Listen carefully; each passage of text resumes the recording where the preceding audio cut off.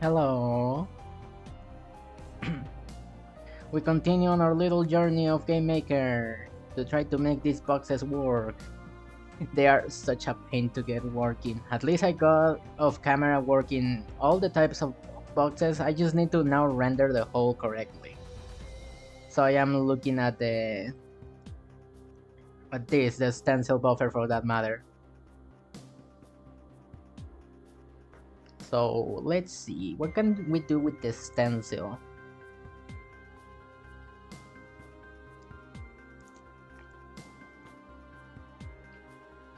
Hmm.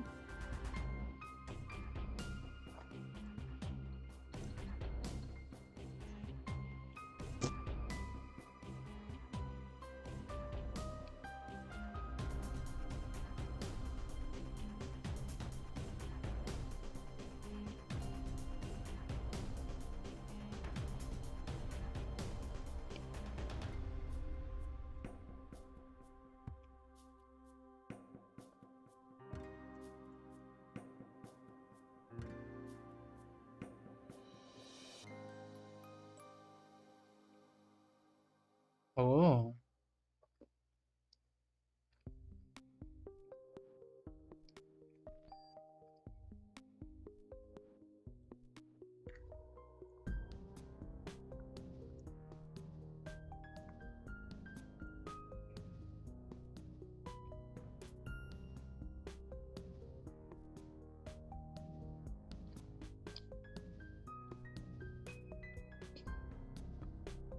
Replaces the value in the buffer to the new stencil reference value.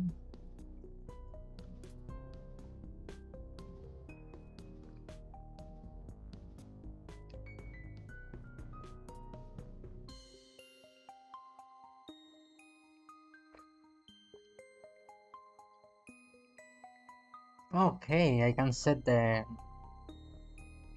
thingies. I don't care about depth because last time I tried depth didn't work well.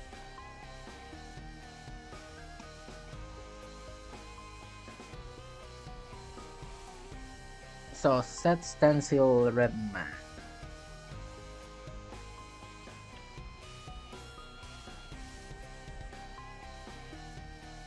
So by default, first of all is disable. I need to enable it. And then I can give it one of these operations to perform if it passes. But I need to give it a reference. To draw a rectangle of 50 by 50 pixels uses a reference of 10. But what is this number for?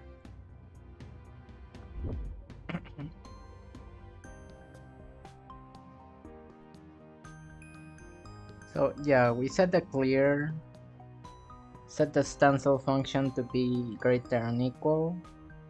If it passes, it does a replace, and there's a reference. You draw the circle to see if you pass, change the reference, and draw a rectangle now. Then you disable it. Okay, tell me.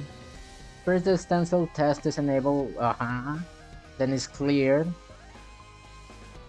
After that, the stencil comparison is set to this, and the operation to perform the test passes is replaced with a call to the pass. The operation to perform the test phase remains as the default, which is keep. Okay. The stencil reference is then set to this and filled with a red circle. Yeah, it's red. The stencil test passes for every pixel covered by the circle because the comparison takes the 128 greater than 0.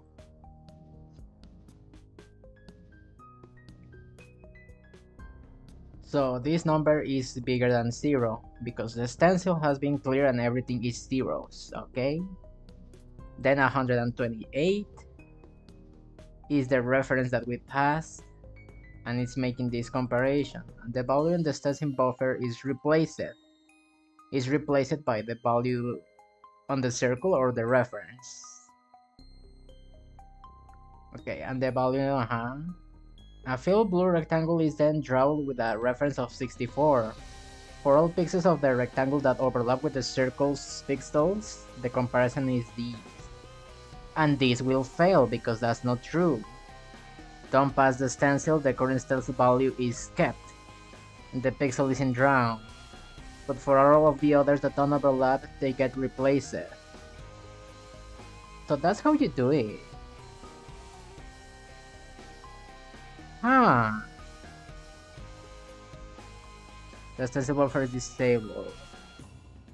Okay, I can see how this is very easy to use.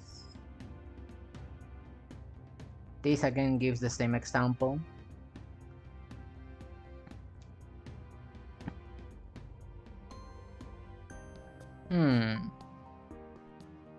So I got a range of numbers and that's it. The stencil buffer can be cleared with zeros for now, yes. What I need to do with this stencil buffer then... Well, this controls how I want to draw stuff. So I guess... I draw my shapes and everything on screen, I guess. Those will have a value already defined by the stencil buffer, which can be any number I define. After that, I just set the number to another...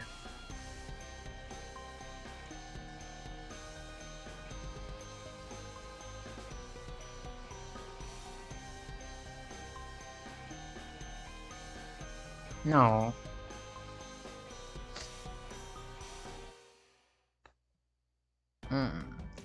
I think I need to first draw the holes, and then after the holes have been drawn, I just draw the other shapes on top of it. But depending on how it is done.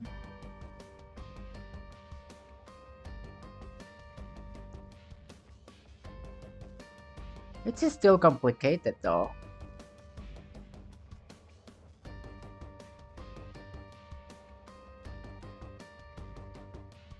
So what I could do is just draw the part that is the filling area of the hole. Those will define numbers in the stencil buffer, but the actual circles don't draw.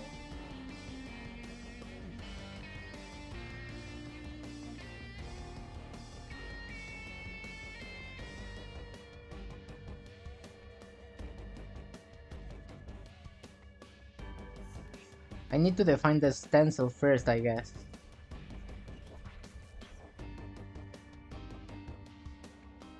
So I need another surface.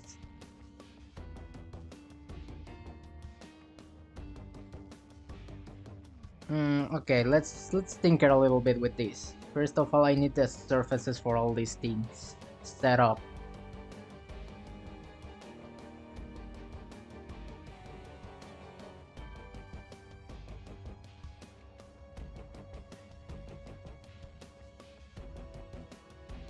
So those are the surfaces now.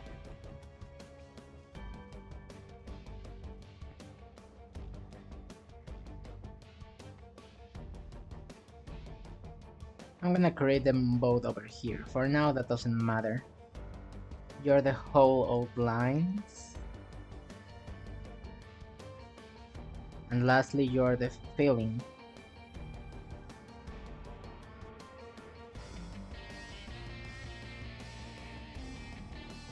And over here we kinda do the same, because the variables are persistent.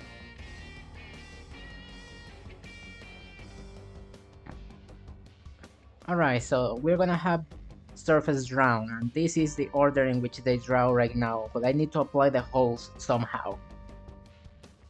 So for this I need to like create a result.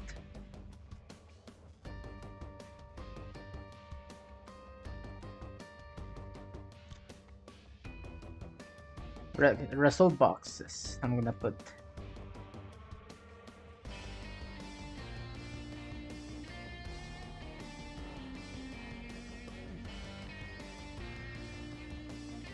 So over here we put the result boxes.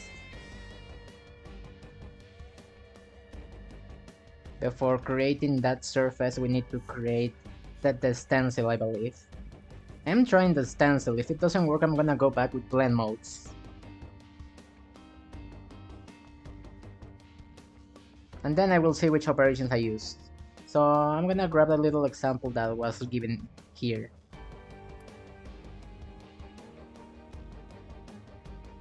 Grab it everything. I'm gonna use every single part of it after all. Okay, so first of all, yeah, we need to set the stencil. But the stencil draw clear thing is gonna be set once the surface is selected. Because I believe that's how it works, right? I am not sure if that's exactly how it works, but I'm gonna do it like that, in case it does. And now I need a function and what to do when it passes and fails. Okay, what is the results that I can put? I can do 0, so it sends the buffer to 0. Keep the current value, replace it with the reference value, increment the stencil buffer value, clamping at the maximum value. Can I define that maximum value? Wrap into 0 the maximum value. Wrap, decrement, and invert.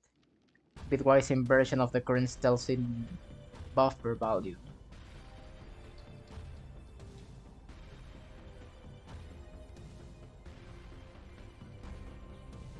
Okay, how do we do this?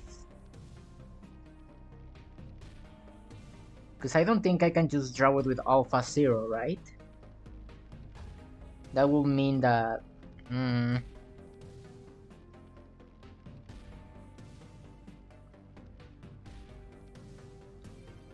It's like I need to dump my circles, but make it somehow that they don't draw. I don't know if alpha 0 makes it so it doesn't draw, and keeps the value of the stencil in place. We can try, I guess. So draw the surface, please. You're gonna do the holes filling areas.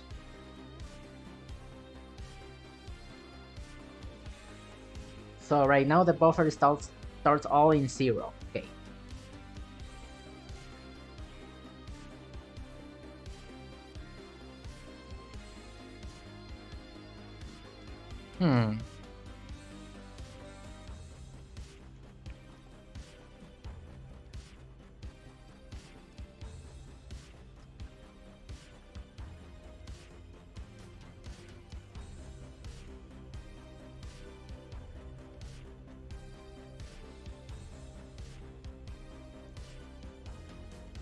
I need to pass a reference for this. So well, since there is a hole, I don't want anything drawn in that place, so I guess I'm gonna use the maximum reference.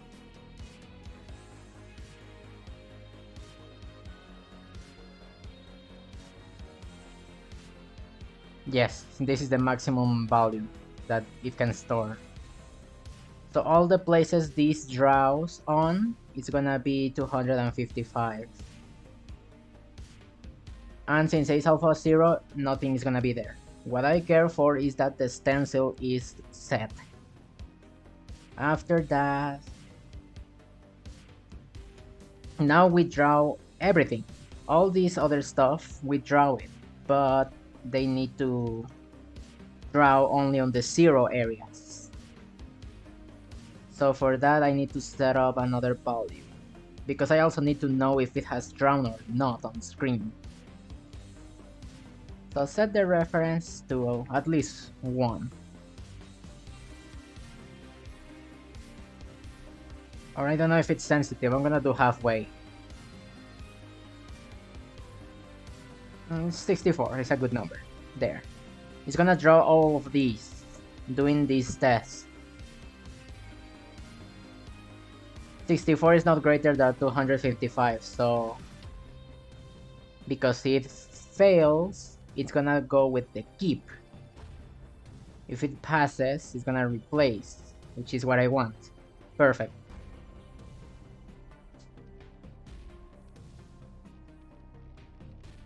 After that, we're gonna set again the stencil.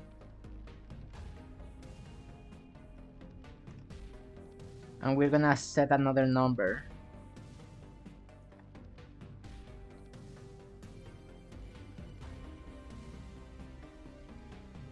Okay, 64. I only want to draw in the ones that are 64.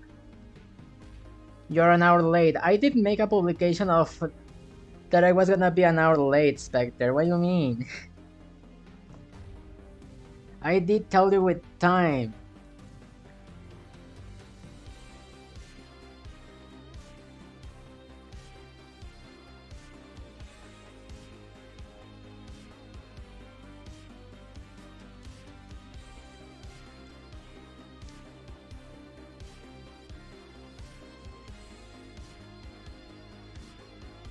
Anyways, I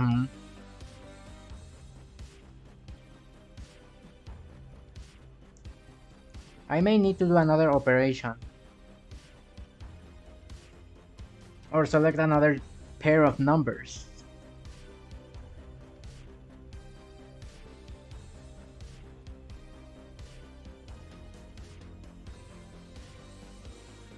Okay, maybe I can do 64.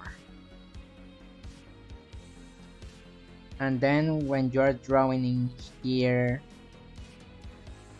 I need to change operations, I guess.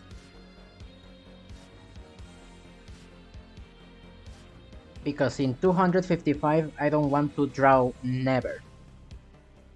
64 makes it so you can still draw in that area. Your stream was scheduled on YouTube for an hour ago. I changed it. Did it not update? Well, I guess that's a learning experience.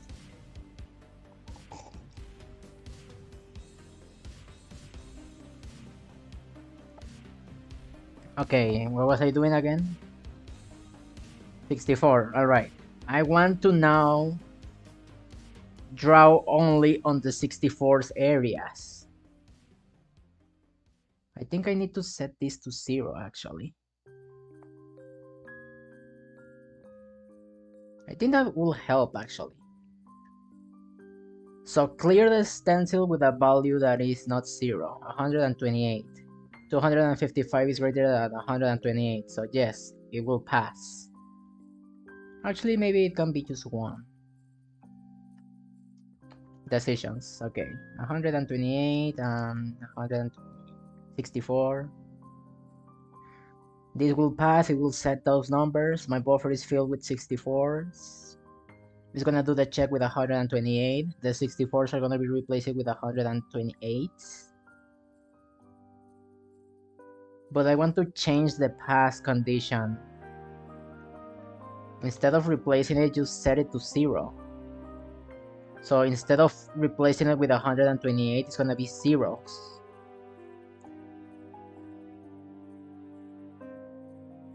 $128 is not greater than 255, so yes, it's gonna be set to zeros. So now we have 255 zeros and 64s in the areas. Now over here, I want to draw on the spots that are lower than this number actually.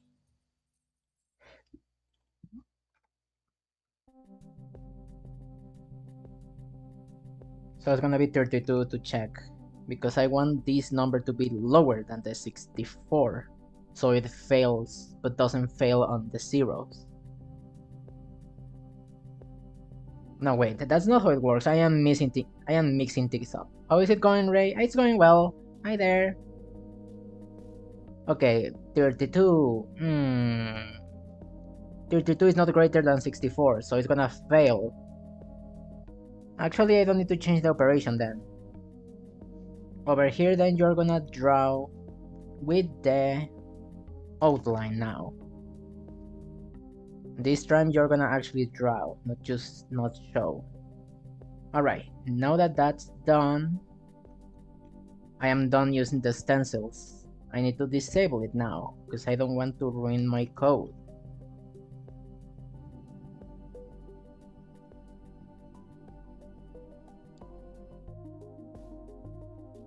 Okay, but first, surface reset target. Then disable it.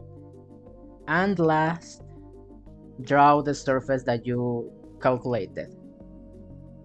If I think it works like I think it works, I should see holes.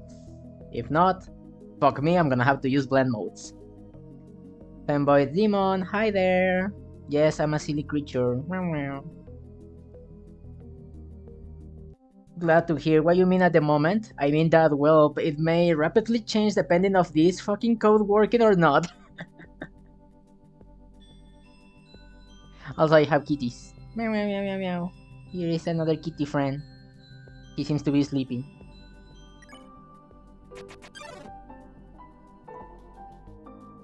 Oh, I disabled it, I forgot.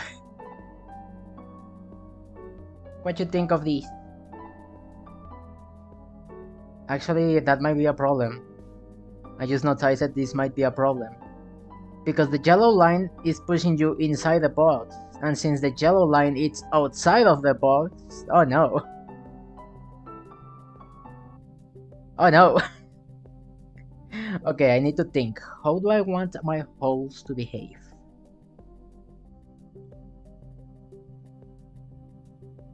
Neep.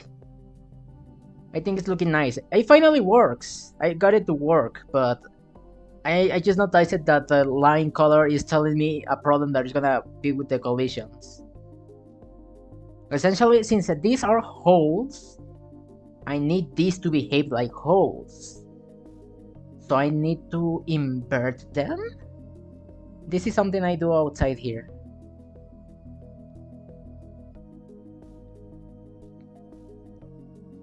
Okay, so what seems to be the inside of a hole is actually the outside in other boxes. And what seems to be the inside, the outside of the box, it's actually the inside on other boxes. So I think a little swap is what I need to do only. Okay, I'm gonna grab this because I need to get the type.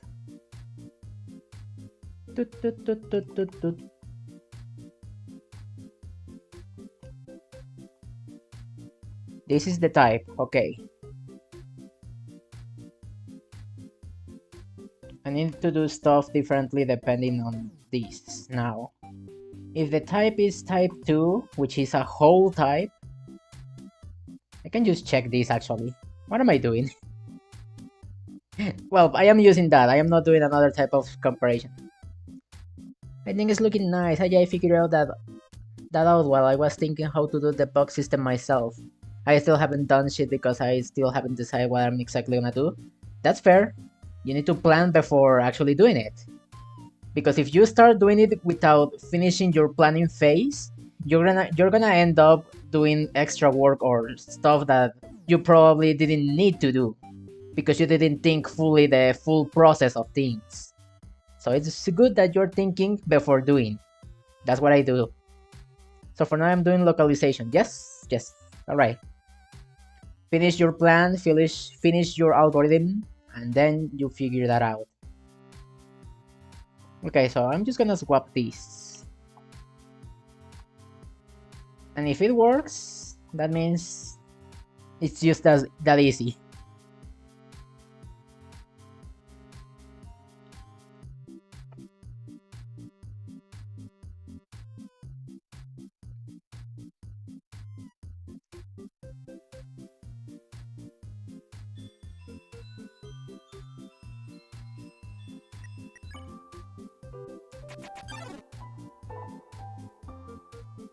Damn it!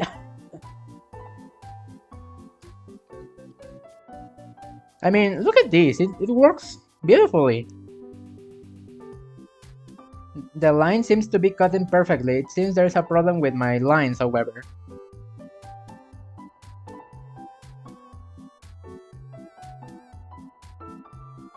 Boah, says the Spectre. Boah, I say too.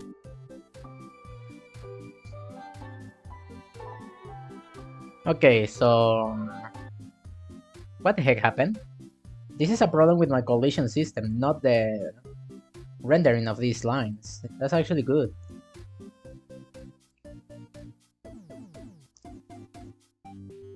It's exactly with the outside lines for some reason. You're executing in the else. That must mean that what? You somehow ended with the points being less than 2?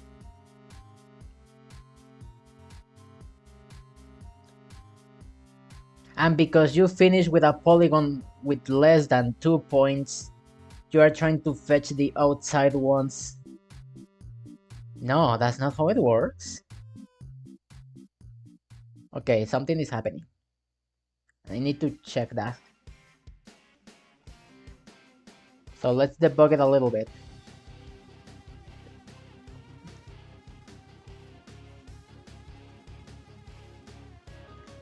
Let's print out both of them with a separation so I know where they are.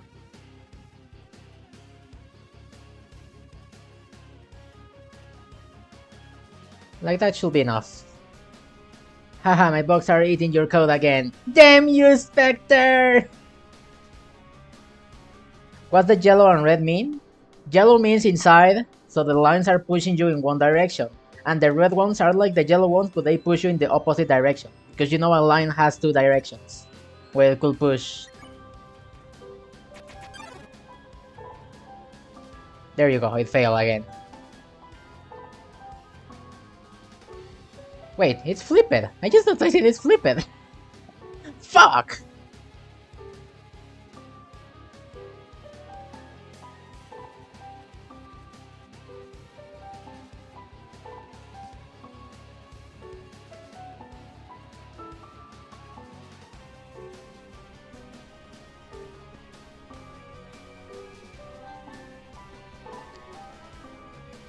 How did this happen?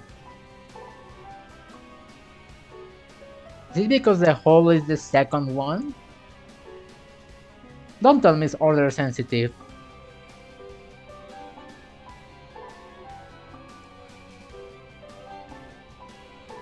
This is so wrong! I just noticed it. The yellow must be inside and the red must be outside. Why is it flipped?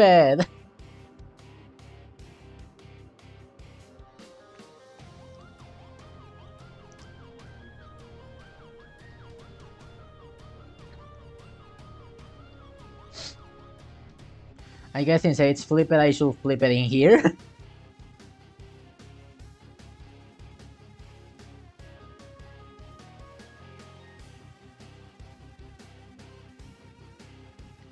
And let's see.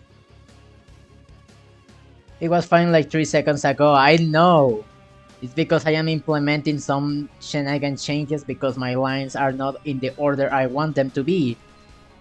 At least the whole making system is working correctly, but there you go. All I need to do is flip the lines. The yellow is finally inside and the red is outside. Perfect. But why does it flip? I don't get it. I'm gonna have to check that in a moment because if it's because if there's a hole, that means that my fucking lines are gonna be inverted in general. And that's not good.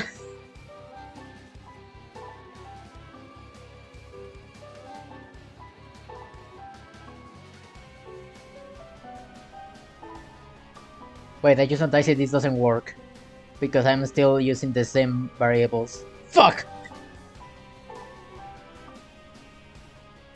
Okay, let's see.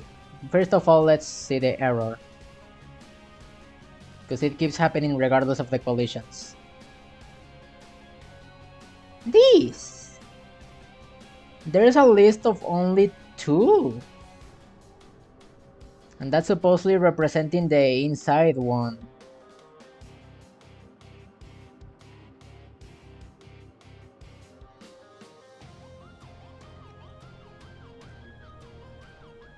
But why is it like that?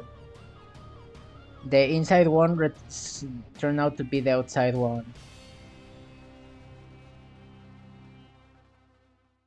I can just ignore it. I think I know what happens. I think.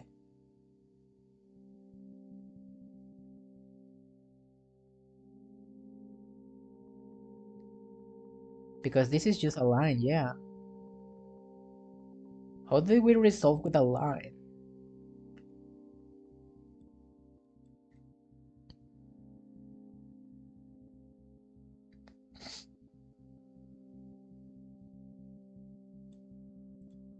Okay, a simple fix that I can do right now is just this.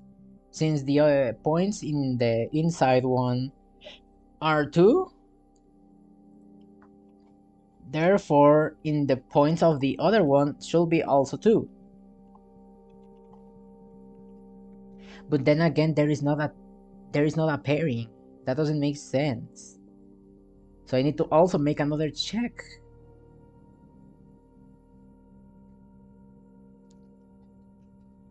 Damn it. Okay, first of all, grab the outside, please. Check its size, and if it's greater than the one that is trying to access, it must exist.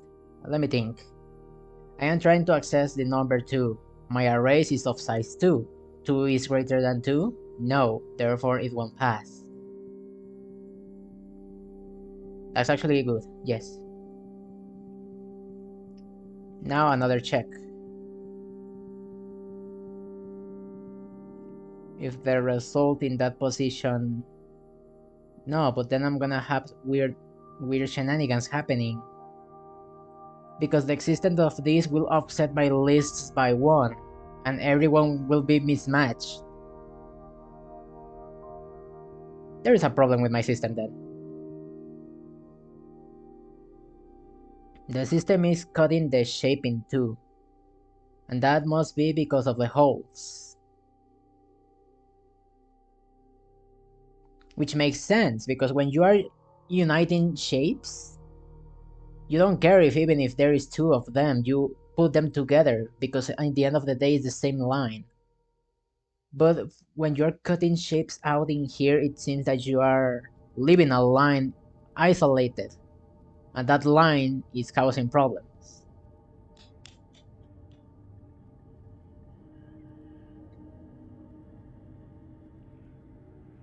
By the way, I'm kinda stuck at thinking how to do holes because I want to use one polygon, which might be impossible but not sure yet. It's complicated, you can try. What you can do is merge all your holes to shape one polygon. Although that will be hard depending on how you want the holes. I'm actually doing that. Or what you mean exactly by one polygon? You mean this? I'm actually gonna draw it. The gainer is at it again, of course. I don't think it's possible to do it with one polygon, actually, now that I think about it. You could do it if you do it dynamically, but it's gonna be hard, because... Think about this, you got a simple polygon. I'm gonna draw here a little square. Pretend this is a square. You got this polygon over here. If there is a hole inside this polygon, and you want to make it all one shape, you're gonna have to have a connector, which might be a point to any of the other points in the corner. And this line over here may be like a collision, so your player is gonna be unable to pass through this unless you flag this as something that you should not collide with, so the player ignores it, and then you will have this shape be one fully single polygon. It's overcomplicated, but I prefer 2 polygons. It's simpler that way, honestly. If you just use 2 polygons, it's way simpler. Anyways, what was I doing again? Yeah, this.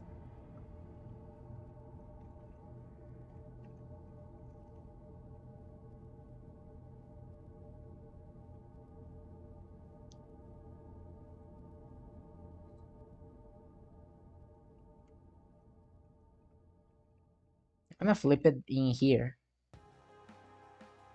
Just in case, actually.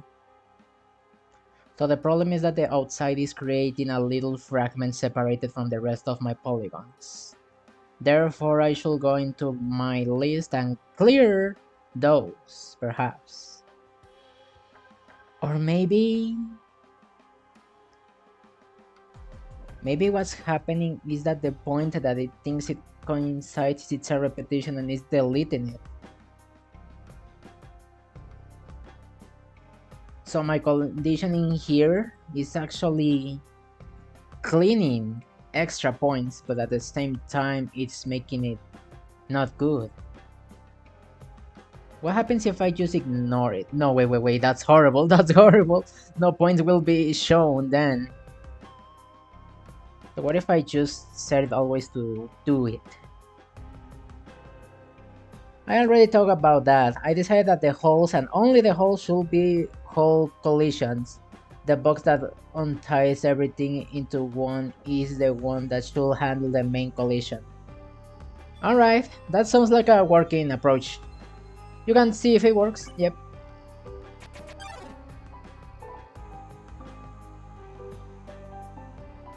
there is little fragments because of my non-point television.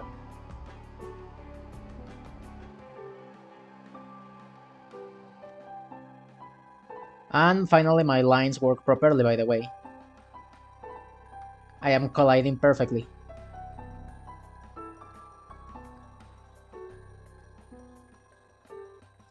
I still don't like that I see 2 points though.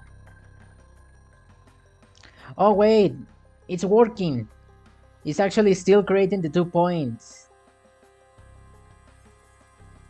But why is it still creating the 2 points? I don't want the 2 points to exist.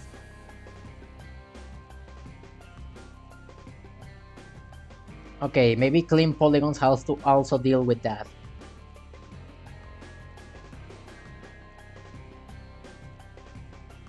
When it's union, that doesn't matter, but when it's this, it does.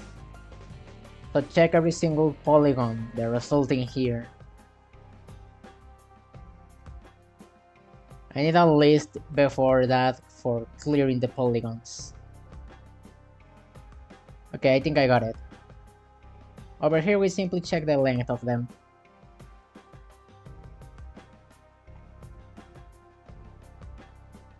If the result of that is less than 6 points, we need to delete that one. It should be after cleaning the polygon, because there could be repeated points.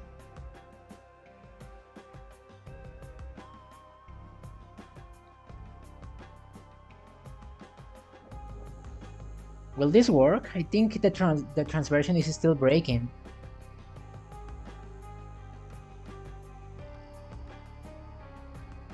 Yeah, maybe I should check out what the heck is happening in that one specific angle.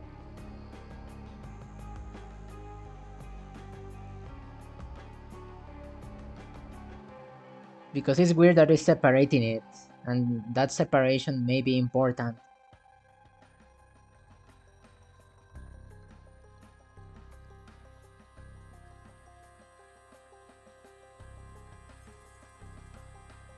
I will need to dump the ring again. Okay, but we are close from this from working.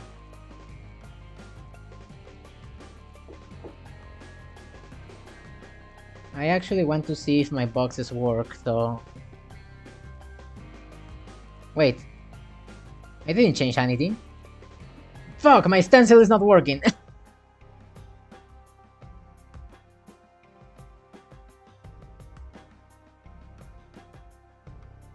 Ah, my stencil is not working, so how the heck do I do this? Wait, I forgot that I also need to clear it.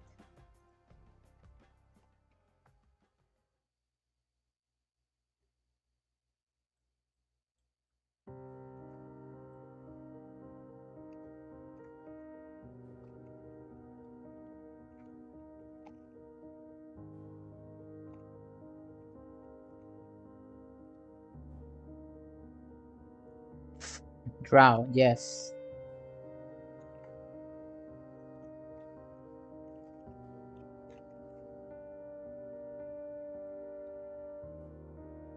I didn't set this.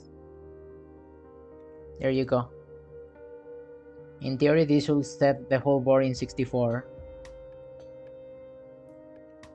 But just in case, I should still clear it.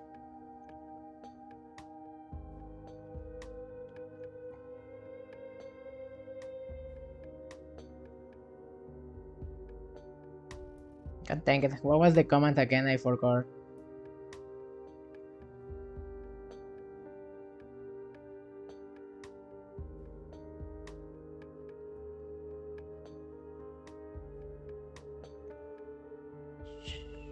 Shit. Okay, give me all the stencils, please. Oh, it's draw. Okay.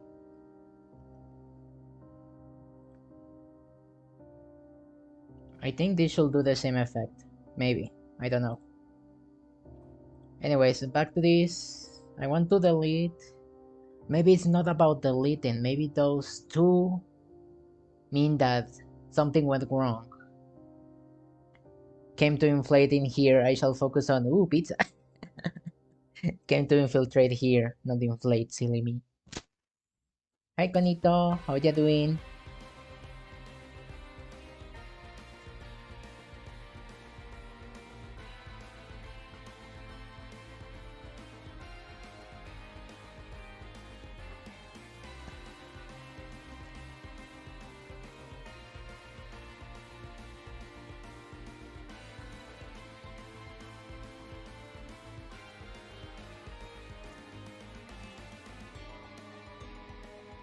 You're doing nice. Perfect. Thank God we can arrive it. Yay! I'm gonna stream tomorrow and then tomorrow again and then tomorrow again.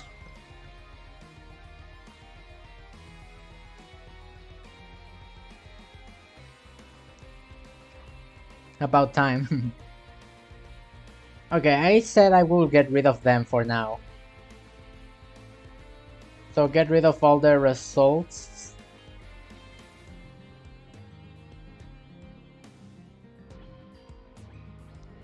And then reduce this, and then reduce this. So we should see no more two thingies. That's some crazy schedule. I don't have a schedule, that's the problem. I should have one perhaps.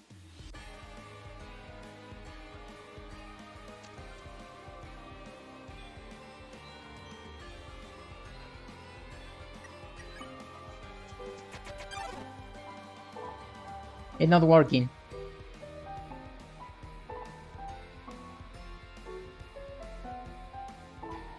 And I am still seeing this random fragment in the air.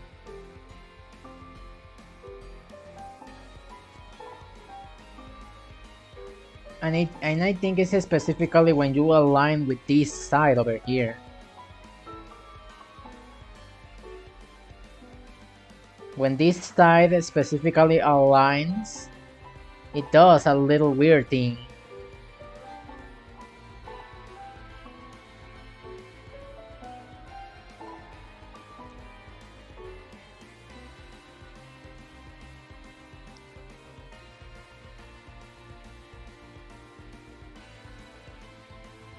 And the log shows a very weird polygon over here.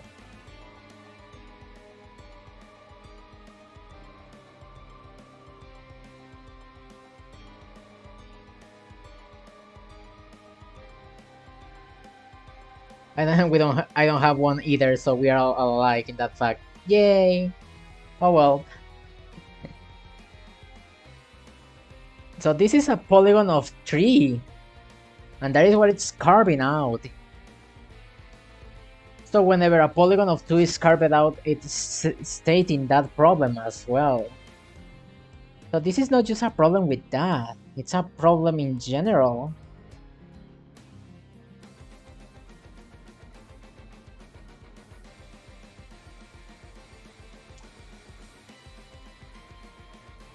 But why is that?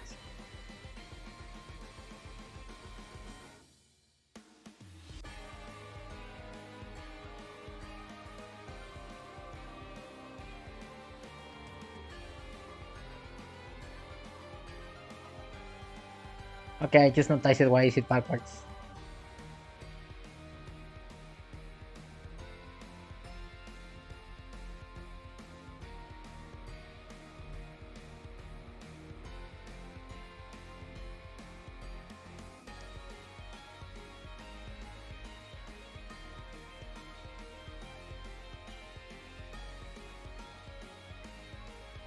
No, but wait.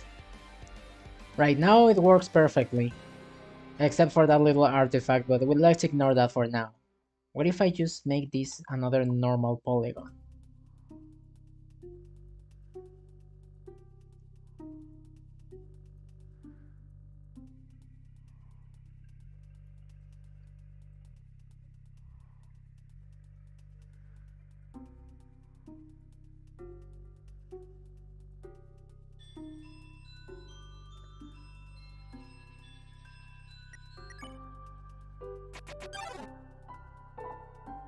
It still works. Just need to be careful not to get crushed over here, because if I get crushed... Okay, I don't get crushed, that's nice.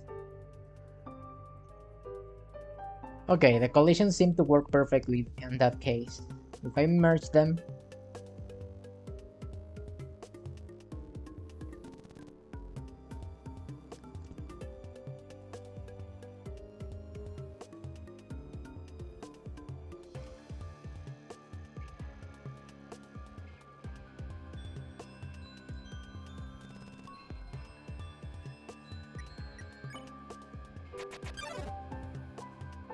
If they are merged, they still work perfectly. I can change which one it should merge with. Oh yeah, that's a problem if you get trapped within them.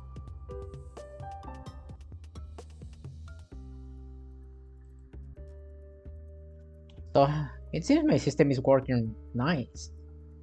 So the only problem is that the little artifacts that happen sometimes. And it's because there is a little polygon overlapping. I need the angle for that.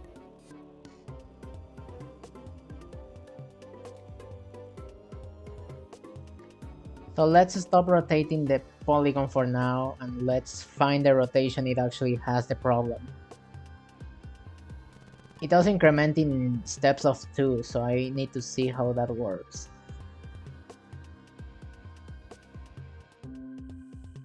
First guess is 91.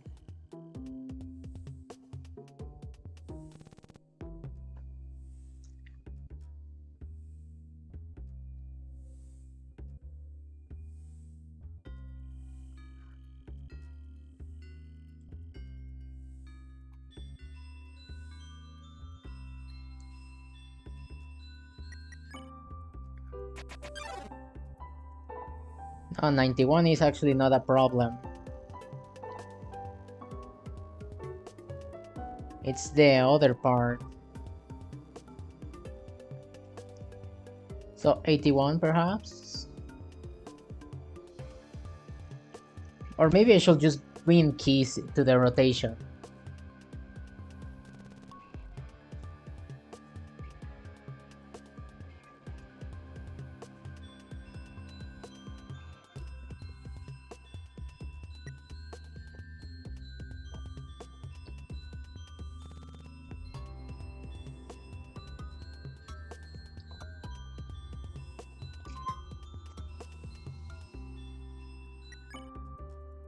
Come here. Food.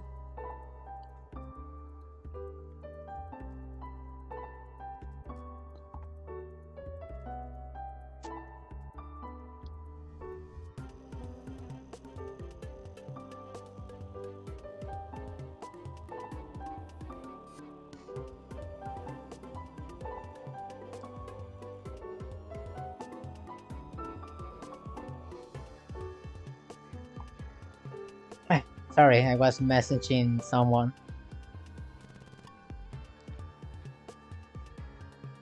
Kinda wonky. No, it's actually fine in that rotation.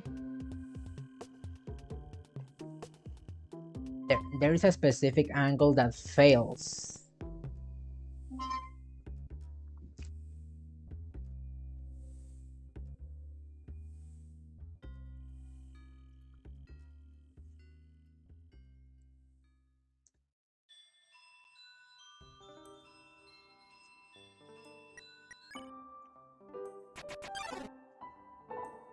There!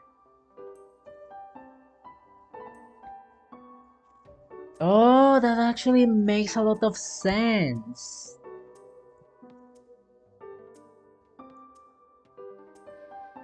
Wow.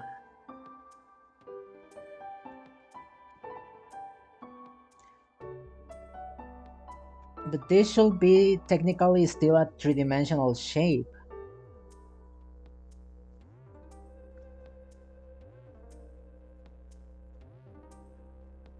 I'm gonna go, it won't take too long. Yeah, I know you eat like very fast. You don't enjoy the food, you just eat. Nom nom nom nom. Okay, let's debug that. Ooh, sorry.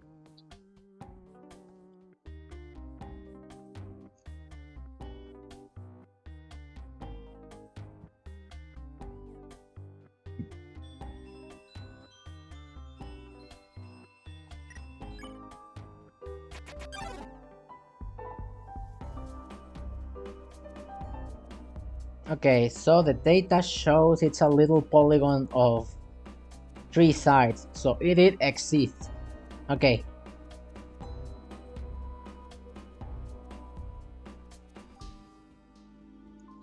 What happens if we increment now a little bit more? Because it will touch the corner.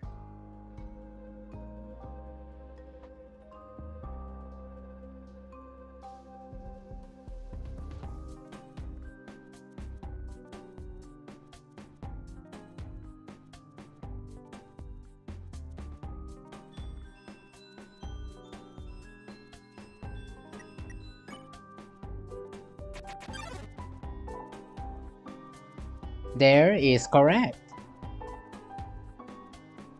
And it's actually merged in one shape, that one.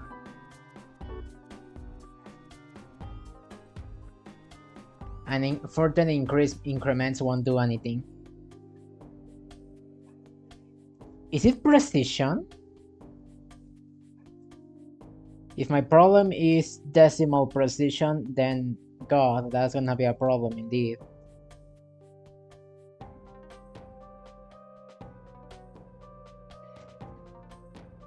Okay, let's increment by 5. In theory, it's the same shape but rotated. So unless there is a precision problem, this is gonna be troublesome.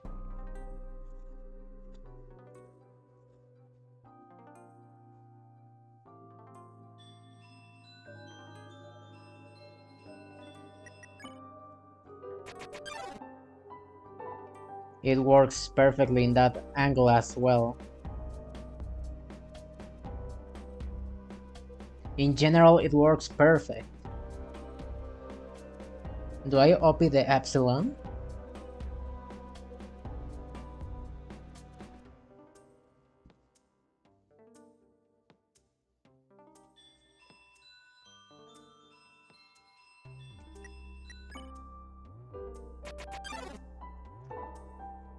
That still works well as well.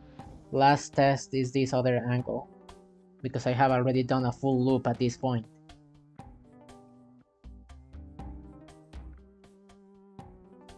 Sorry, this one, not the other one.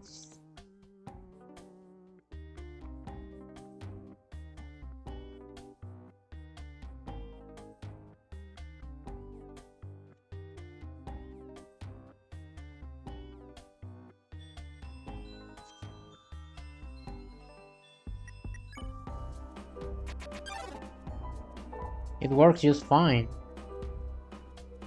So it's only when it's rotating is what I'm noticing. And that must be because of the precision. So if I come into the code of this and increase the precision to not be so bland. Why is my mouse clicking the right one?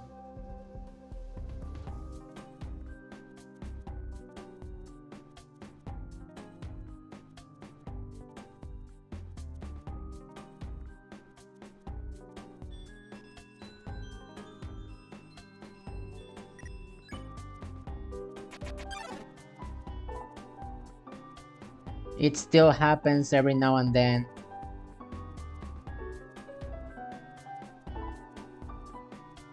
It's random. 1, 2, 1 and 2, 1 and 2.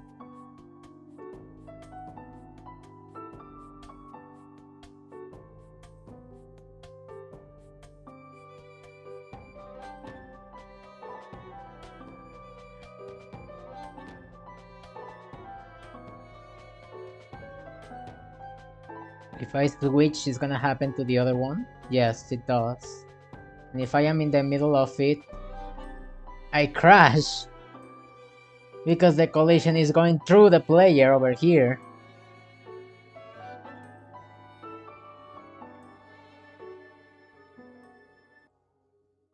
What?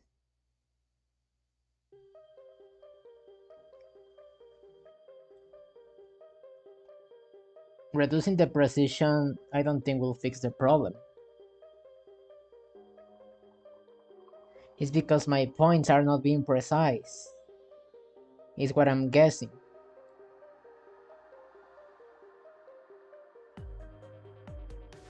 What exactly is happening here?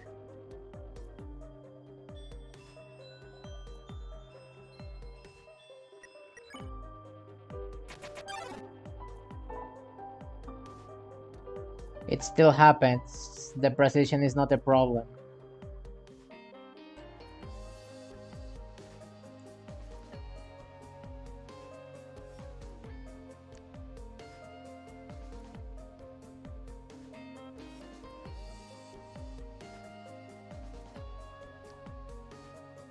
Wait, why am I doing this? I can just use my functions. Silly me.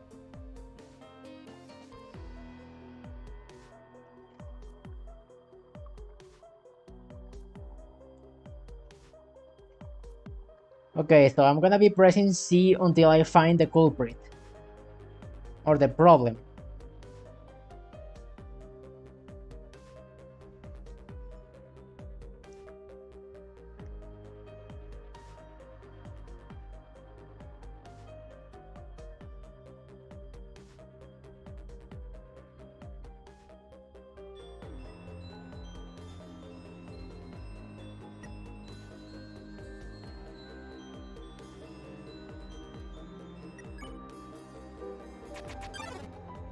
Okay, so that is the first iteration.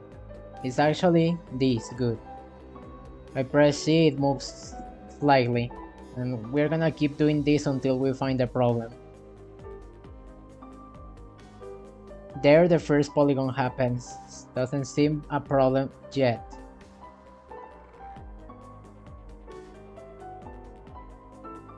Okay, here we are approaching the next one. Seems fine. Continue.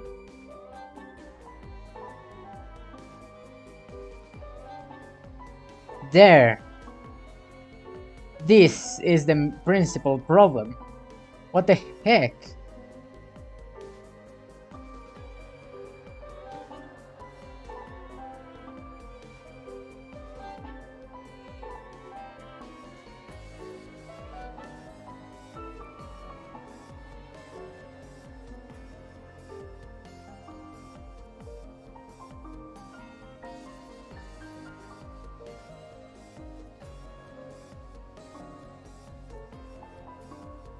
So it's after rotating 1, 2, on the third it happens. Then again it fixes.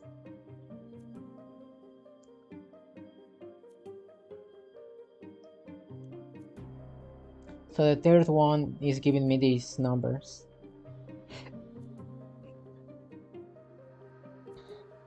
I need to debug the angle of the other as well. So this test doesn't help me fully. It does tell me how the lines are merging and stuff, but I still need to tell what's going on.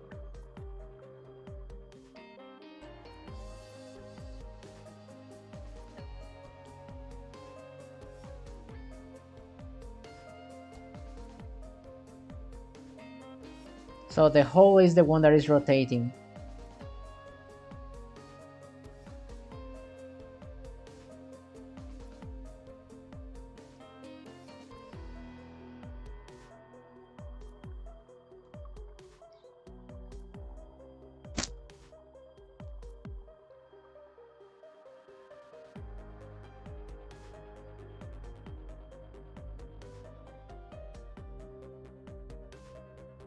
Okay, so you pass all the polygons over here.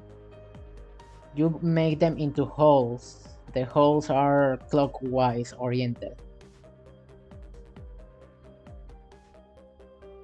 I need to print those holes after you're done.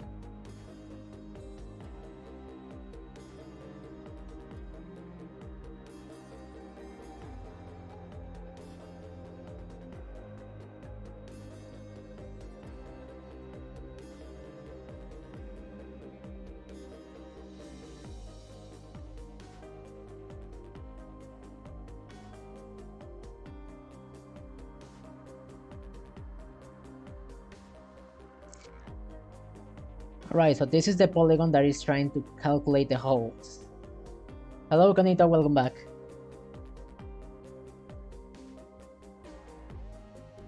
This is happening on the red line, which is the outside one. So I need to just be debugging the red one, not the other one. The outline that is outside is being in the inside. So I need to debug the first hole I see.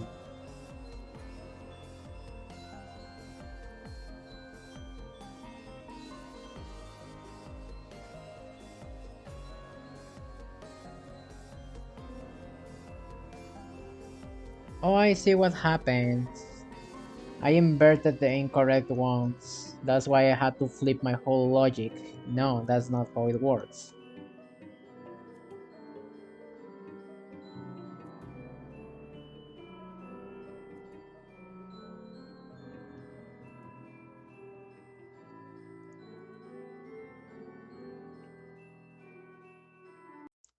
Okay, let's stop it and run it again. In theory, nothing should have changed yet.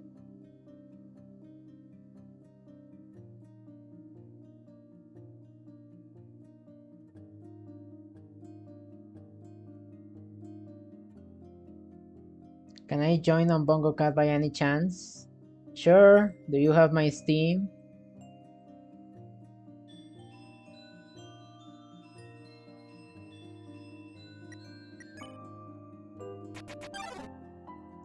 Okay, so here it seems we have multiple holes for some reason.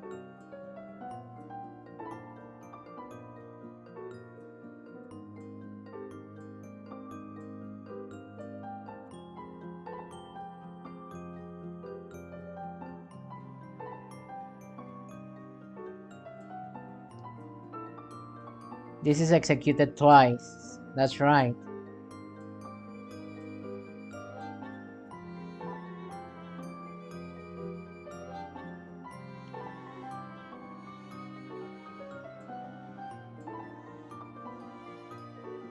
If I flip it, not that one.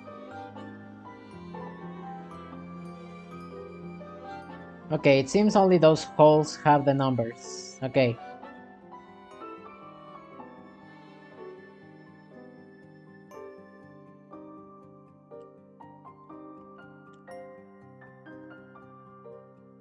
Okay, first intersection over there.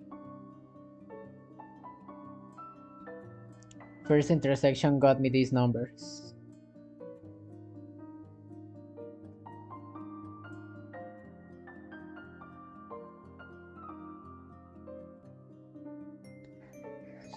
It's all about the red line, which is the inside of the hole.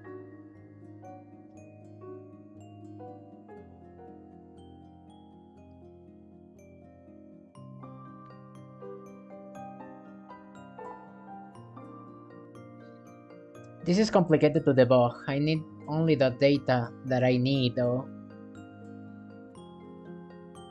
So instead of doing stuff for the inside, let's just do it for the outside, which is the one that is failing me.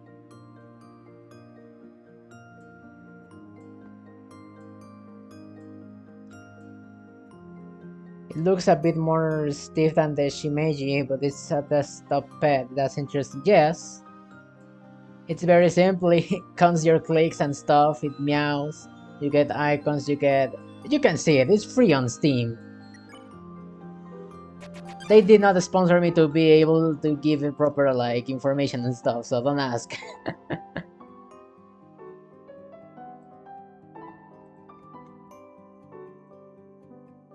God dang it, I am also receiving multiple holes. I think I need to not care about the inside for now. Neither for the outside. The inside, I mean.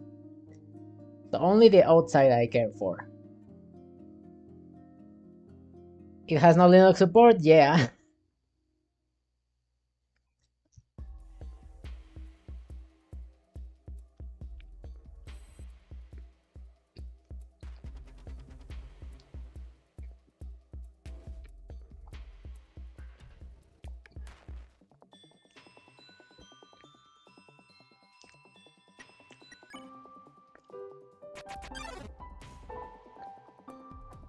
Much better.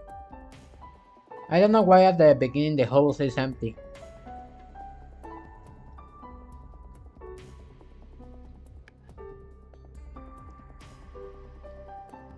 No clue.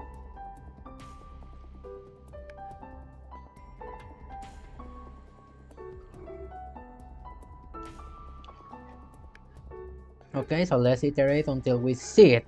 There you go.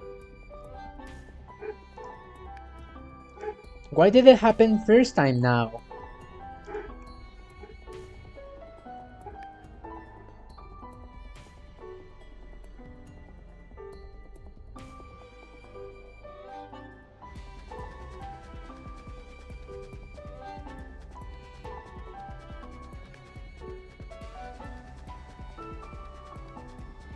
It's weird.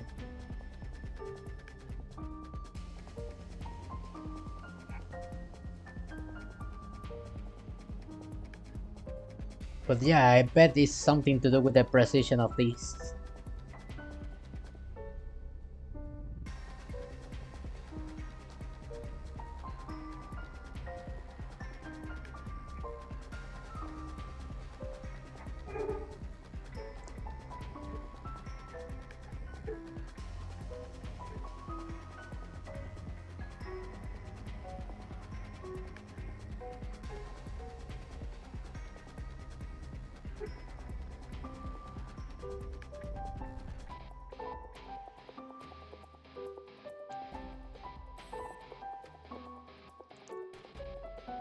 Alright, if we go for another cycle, will it happen?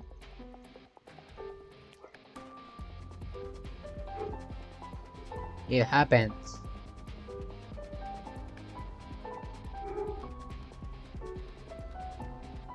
The hole is oriented differently, but essentially it's kinda the same. Like if I grab these numbers, place them in here, just grab the very last two, put them at the beginning.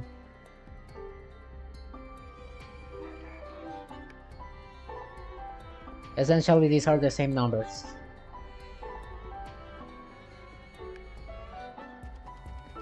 And the result is the same, I am guessing, as well.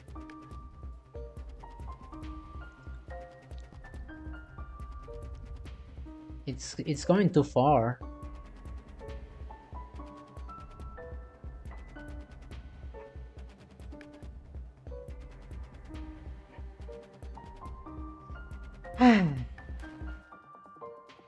Something is not right with my system.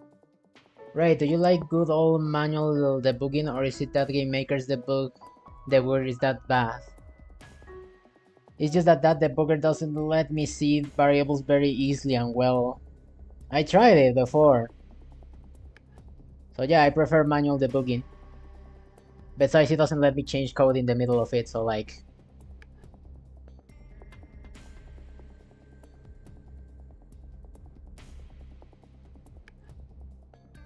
I guess I could learn more about the debugger of Game Maker, but so far I didn't have good experience with it, so that's why I'm not using it. But okay, it seems something is odd with these coordinates. Is it touching a corner? That's my guess. It may be touching a corner. And because it's exactly touching the corner, that means it's doing this artifact.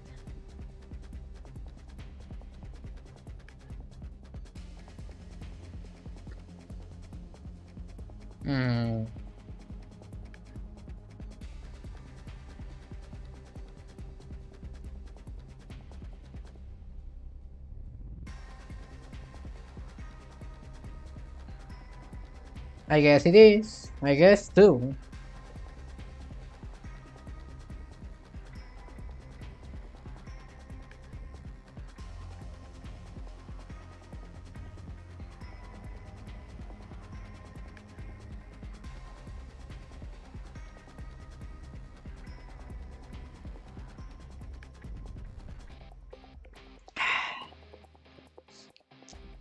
I'm gonna have to ask ChatGPT about it because literally all this code was given by ChatGPT. I of course adjusted it and did some tweaking to what I needed. But at the end of the day, ChatGPT did most of the work because I am not gonna waste my time learning this algorithm to implement it myself.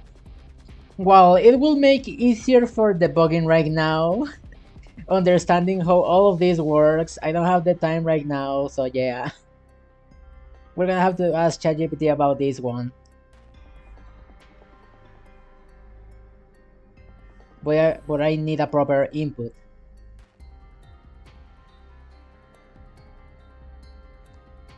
Okay, this is the first box, and the second box is kind of similar.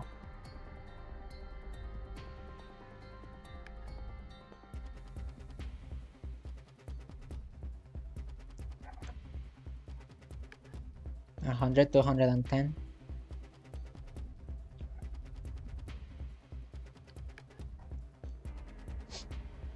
Dun, dun, dun, dun, dun.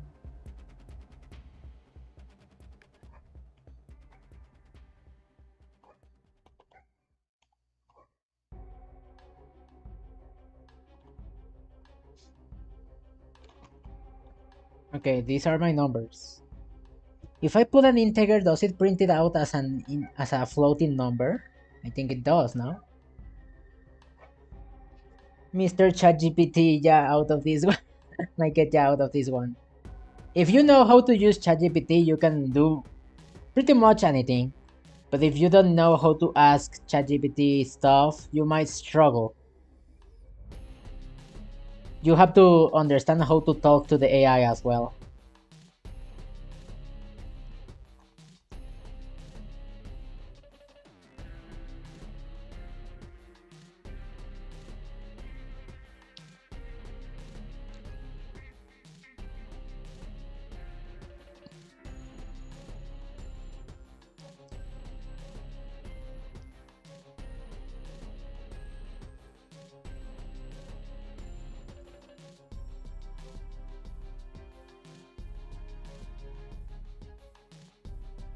Okay, so this is the input, and the output that I got is this one. I could even attach a screenshot. So can I infiltrate? Yes, yes you can. Over here. Meow meow meow meow meow meow meow meow meow. Actually, if anyone wants to join in BongoCat, why not? Let's see. Click on this and... No, that's the user, silly me. Oh, I got kicked. Okay, let's pick a random lobby. This is our new friend. Hello, El Menso. I'm gonna copy this. I'm gonna paste it in the chat.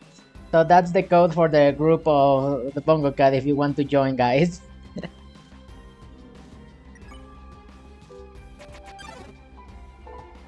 Oh, it's saying hi to me.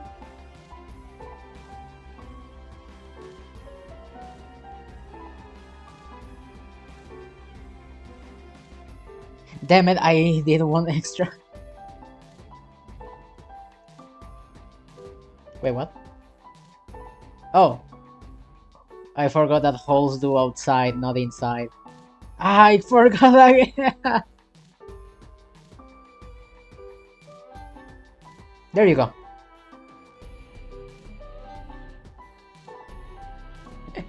Conito is actually a cone. You're in a video of YouTube. Really?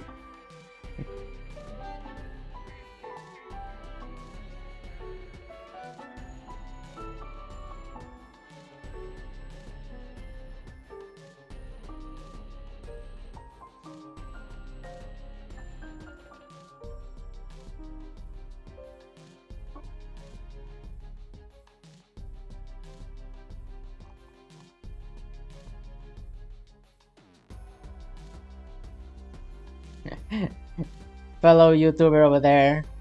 I don't know who this guy is. Go follow them.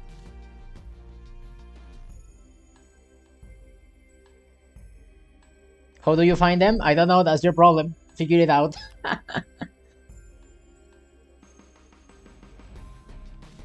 Alright, ChatGPT, help me again. Ignore the many conversations that we have before. Those are not important. Just click on this. Ma or something, I don't know. Pero no soy famoso.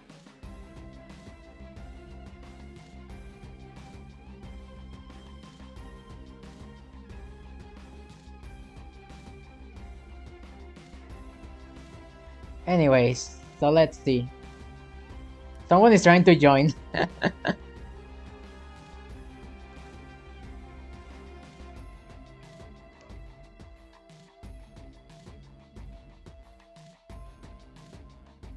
Strawberry.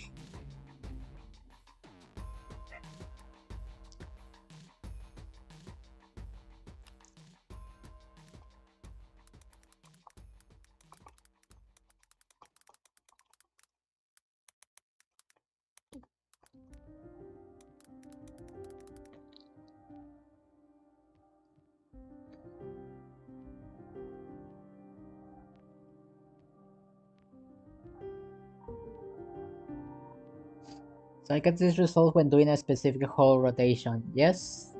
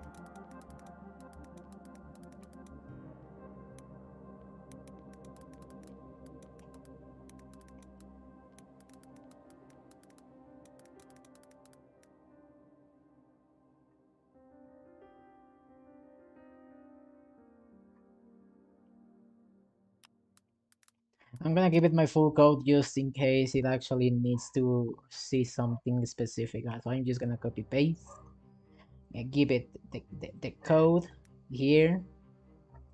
And then let's just tell it to think about this because I don't want problems.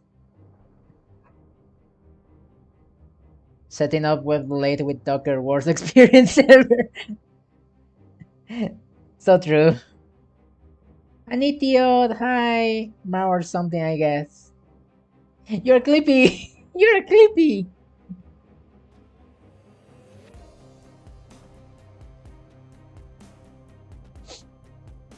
ChatGPT is thinking.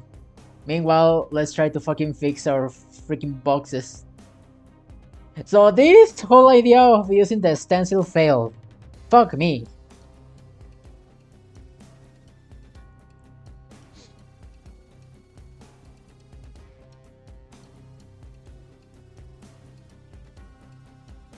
How do we do this then?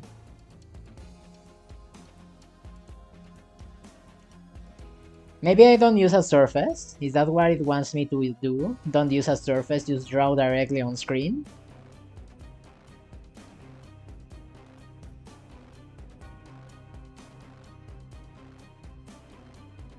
No, because if I don't use surfaces, then this draw clear is gonna fuck me over. Oh no.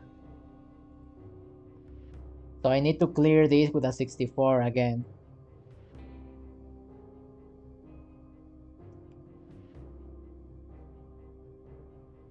Then maybe I can do this.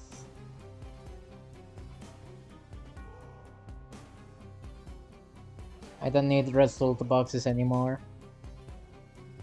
Let's see how badly my boxes break with this on screen. Go thinking, yeah, AI to be thinking, Clanker to be thinking.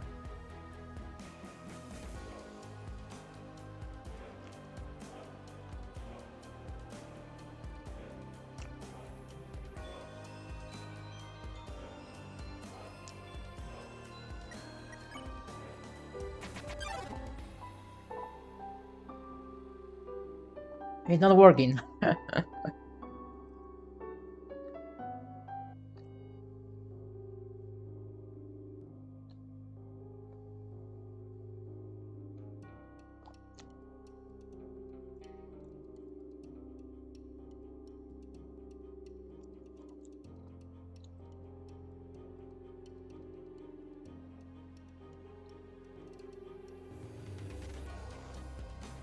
Okay. What did we learn, guys? That I do not know how to use stencils.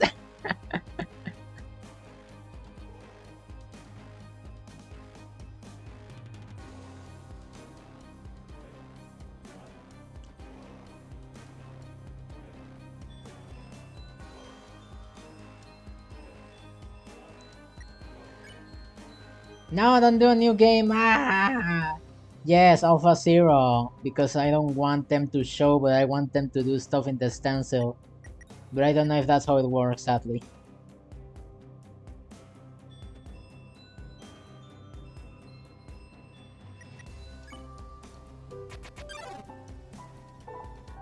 There you go. Yeah, I just don't know how to use the stencils, apparently.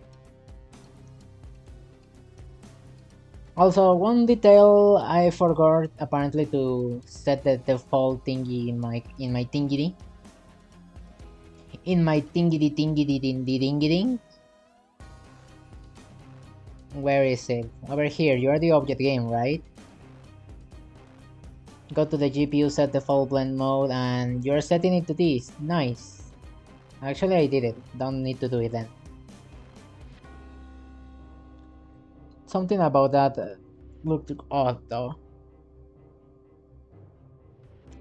I doubt that's how it works. Dang it. Oh well. I am not using stances anymore. I am using instead GPU blend modes.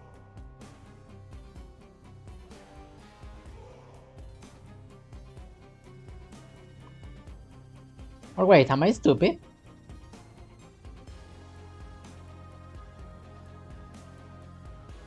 No, because there is a surface reset target. In theory, this should work. Because I am setting the target, I am resetting it, and then I draw the boxes. It will be silly to draw yourself inside the buffer. Dingity ding ding ding.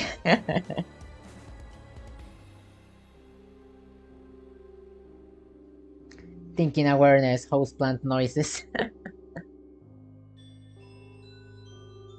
Thinking, yes. That's right, Anne Elliot. Yes. Nope, that's not the problem. I did not forget the surface reset target. I am not that stupid.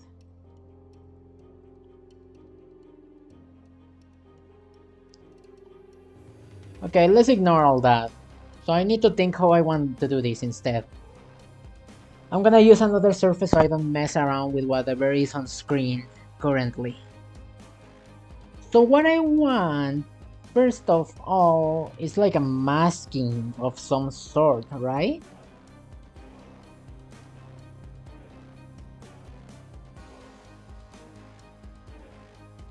Essentially where this is showing, I don't want this to show. And only when this is where this is showing, I want to show this. I am essentially doing math. And lucky me, I did actually make before a shader for sprite masking. This is alpha this is actually the same. I just noticed it. These are actually the same.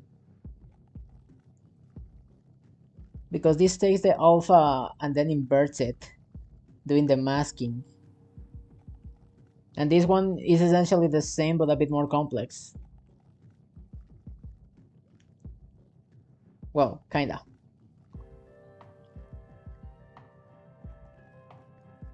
This is something I use for masking the bullets actually. Then I think I need to use that to my advantage. So yeah, we're gonna be using a little bit of shaders apparently. I was thinking of using GPU blend modes, but shaders is an easier way actually.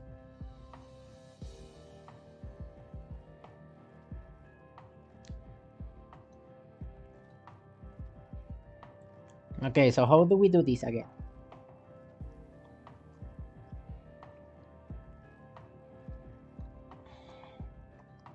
I need my bullet. My bullet tells me how I did use the shader before to mask it only inside that box.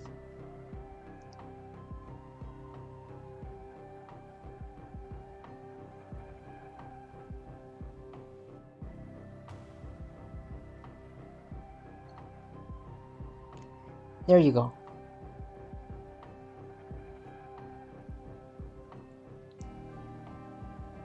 We're gonna kinda use this.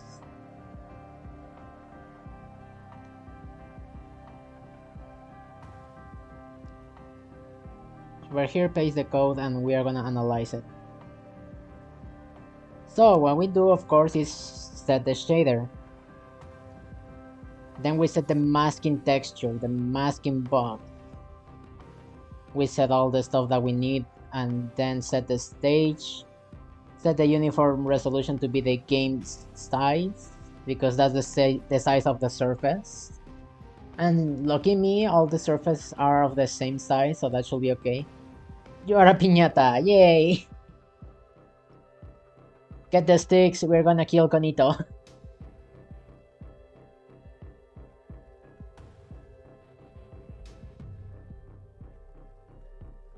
Anyways, what was I doing? Okay, sprite masking does an opposite effect though. Because it draws stuff only inside the area of the sprite, but I want the inverse, I guess. I want stuff to draw outside of that area. So I need to actually modify a little bit my shader. Where is my shader? How did I lose my shader already?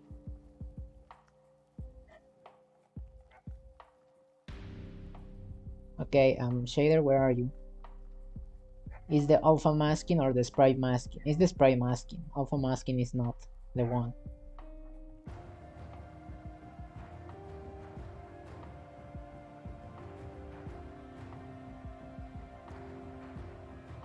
Alright, so alpha masking is basically this.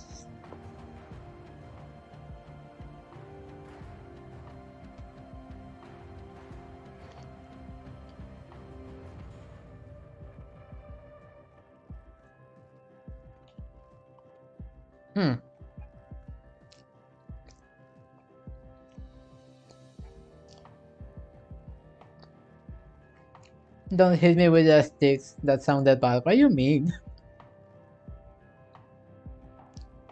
That sounds completely normal.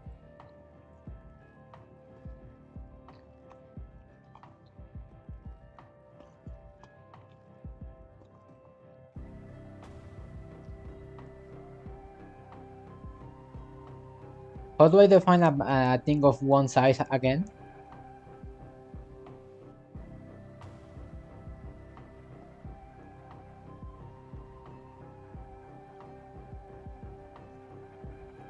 Wait, it can be just a bool.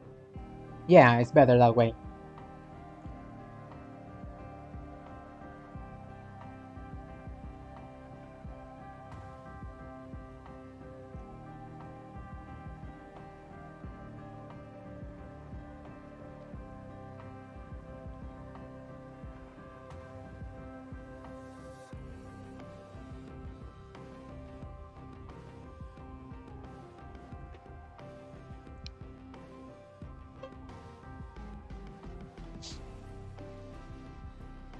There you go.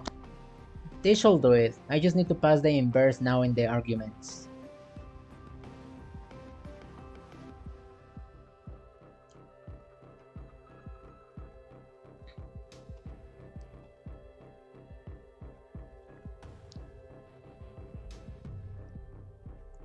So over here we're gonna use the whole fill. Set that as the texture. Shader get uniform, shader that there's resolution, yes. And lastly set the inverse flag.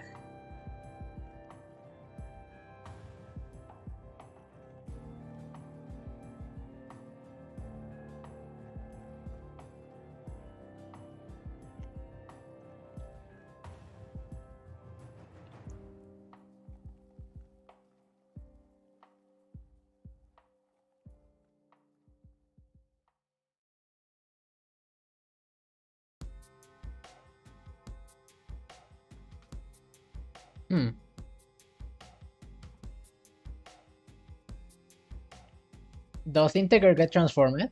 Because if not, I might have a problem.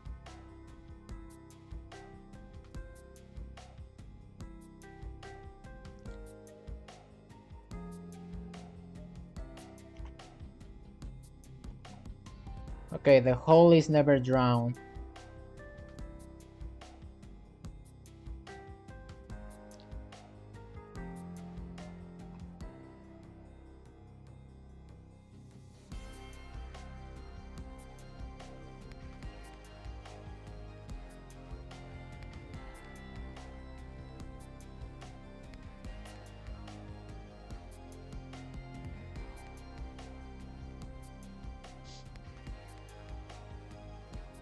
And then in here we set this to false. Not resolution, inverse.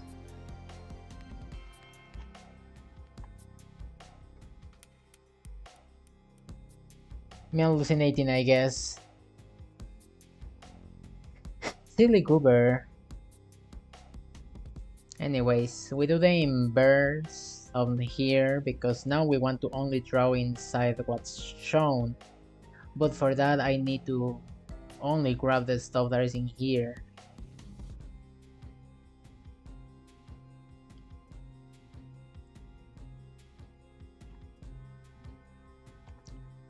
So after those are being drawn, I'm gonna reset the surface. I'm gonna draw on the actual screen now. Draw these result boxes. And in the shader we're just gonna change the mask we're gonna be using. I don't know if I have to redefine the shader, but probably not.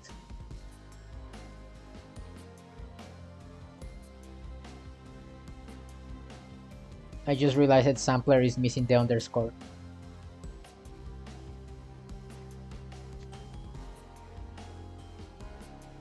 I mean, sampler is still the same. I don't think I need to redefine it. But yeah, do this. Result boxes is the new mask. The inverse is set to false. And then draw the outline. And with that we should be set. I think that's all we need to do.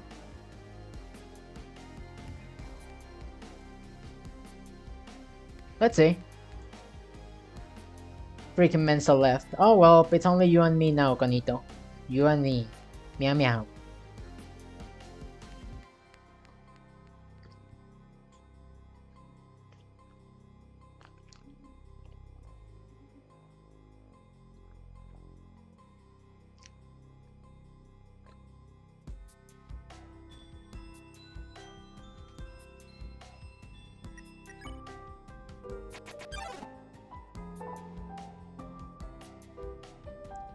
It works! But I forgot to clear the thingy.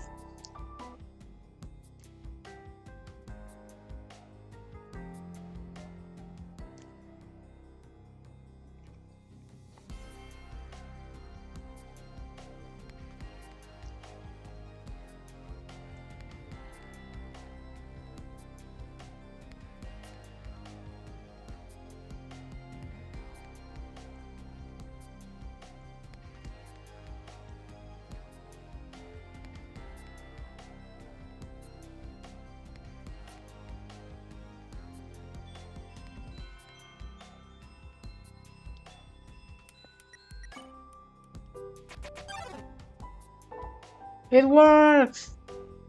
It works! Fuck! It doesn't!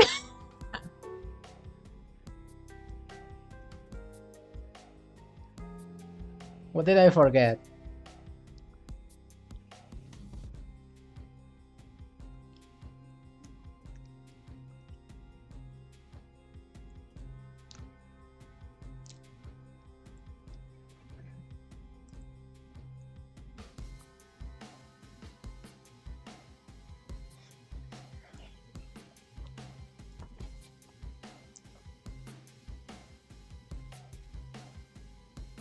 Oh, stencil is still set to true. No, no, no, no, no. Set that. Don't. I wonder if stencil was messing with the draw clear alpha. Most likely.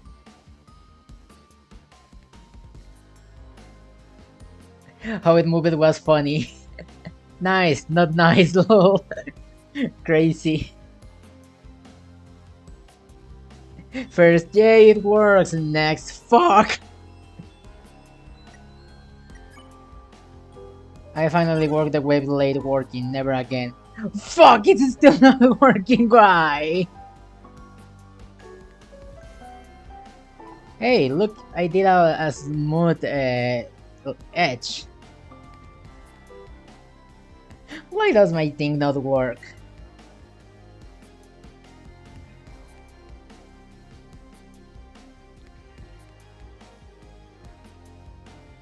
What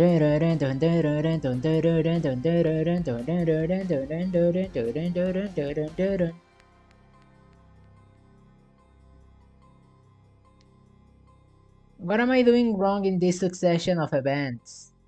I am resetting the target every single time I draw onto something. These merge thingies are cleared. The only new surface is this. I set the target and then I clear the alpha. And then after it's cleared, I draw stuff using the shader. Draw using the surfaces previously done. Reset the target so it's no longer drawing inside result boxes. Draw itself, draw the outline, and that's it. Is it draw outline the problem?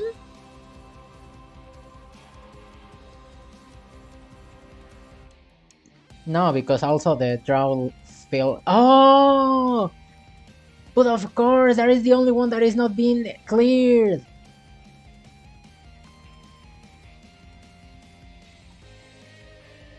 I'm silly. No, no, no.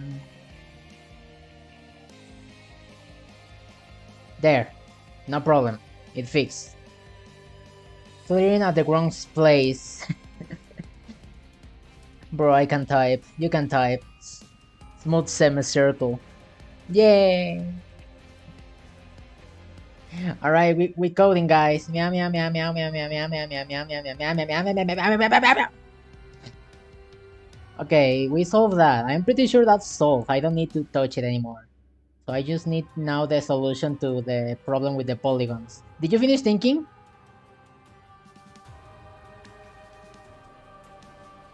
Yay, it finished thinking.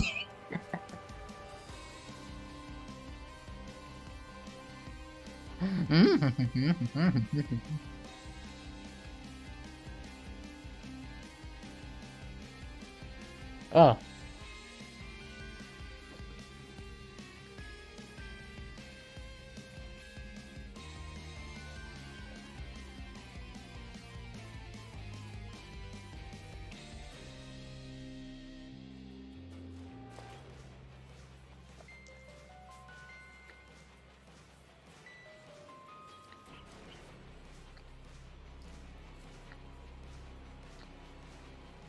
Use them hard. Interesting.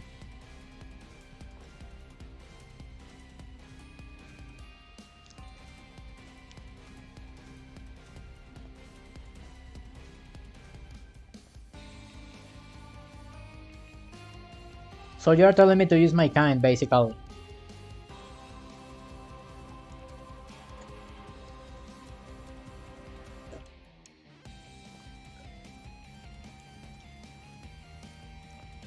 Okay, it's but when I'm walking in the polygon. This part. So over here, it's telling me to basically include the kind.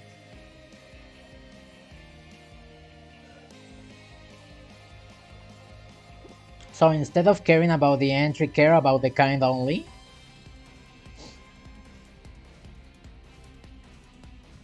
No, but the kind is paired with the intersection, right?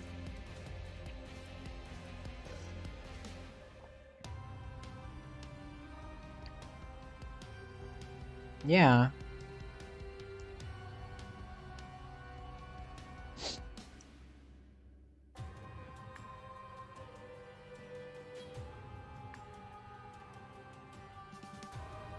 So basically only let the real crossings drive the walk. Do I leave the entry thingy? I think it doesn't make any difference.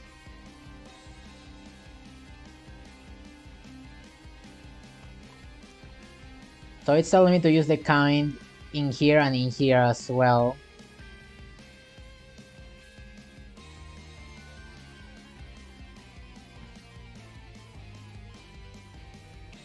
Yeah, in the start condition and in the switch condition. This has intersect, this has visited, this has crossing, it has entry. But I don't know if entry must still be there or not. We can try both, I guess. Fine, I will stop meowing. Not that kind of hard though.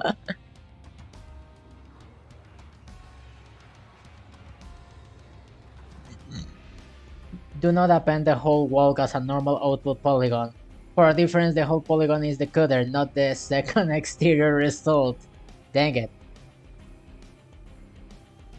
Oh, so you're telling me to not do that. That makes sense.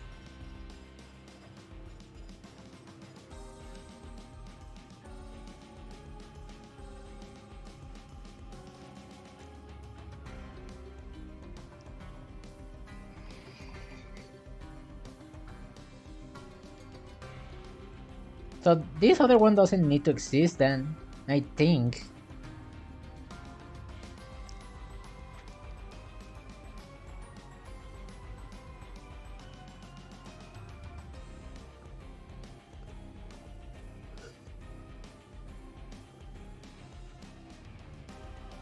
Patch build resulting polygon for difference. Oh yeah, you include the entry and you keep the kind. Entry and kind. Everything seems to be different.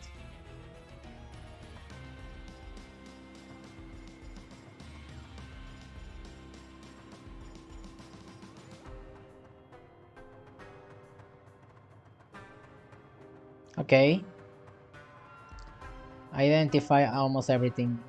Patch polygon difference over here as well. It's telling me to patch the thingy.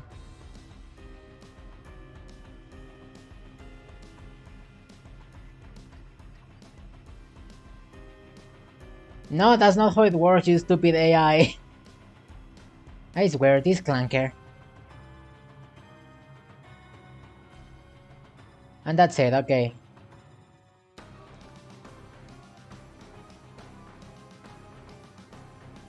Now the reason this is put like this is because the array instances, when it has 0 intersections, it checks if it's inside the polygon, like if the shape is inside of the other polygon. If it is, then it's gonna display both collisions. If not, then it will just give the main collision. Ah, sorry. Ah! Freaking clanker sometimes, I swear. But what if it's the other way around? Oh, I didn't think about that.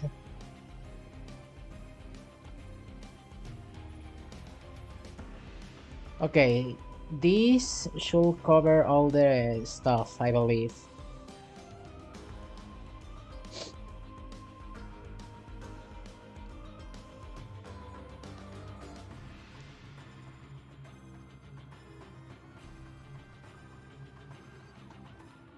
So we're gonna check if the polygon is inside the hole.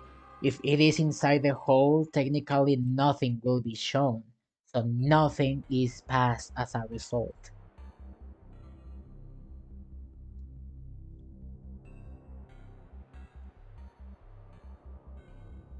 We can test those in a moment.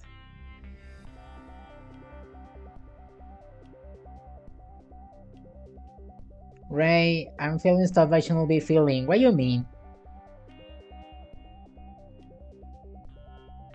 Are you sick? Go to your doctor and take medicine. Right now.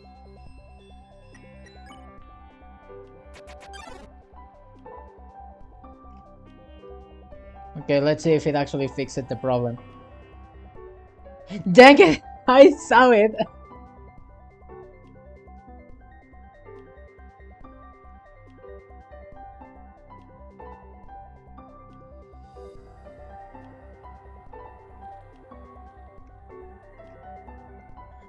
There it is. It's still there.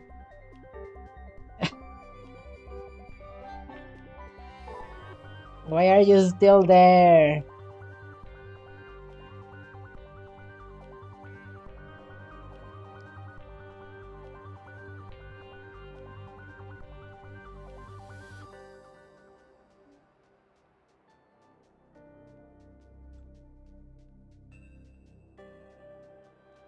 Okay, so it's saying that I shouldn't be giving the H over here either. But I don't think that's the problem.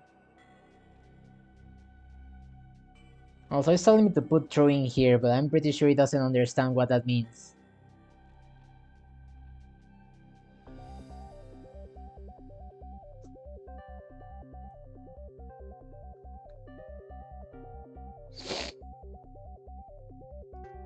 Oops. Okay, let's see. Email works, now we're back. Yay! Now send me an email. You know my email, right?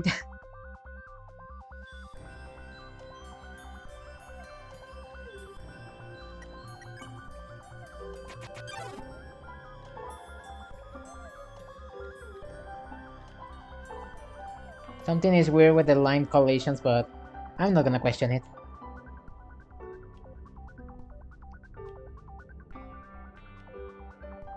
Fuck!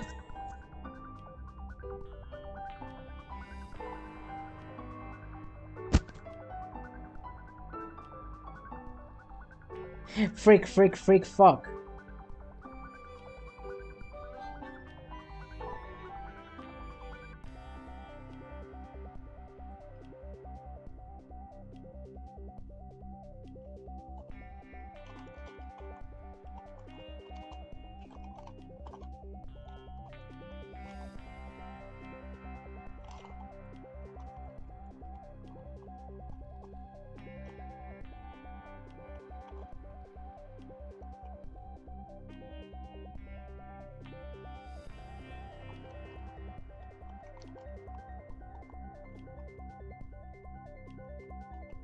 I hope these comments help the AI because I think it's very stupid.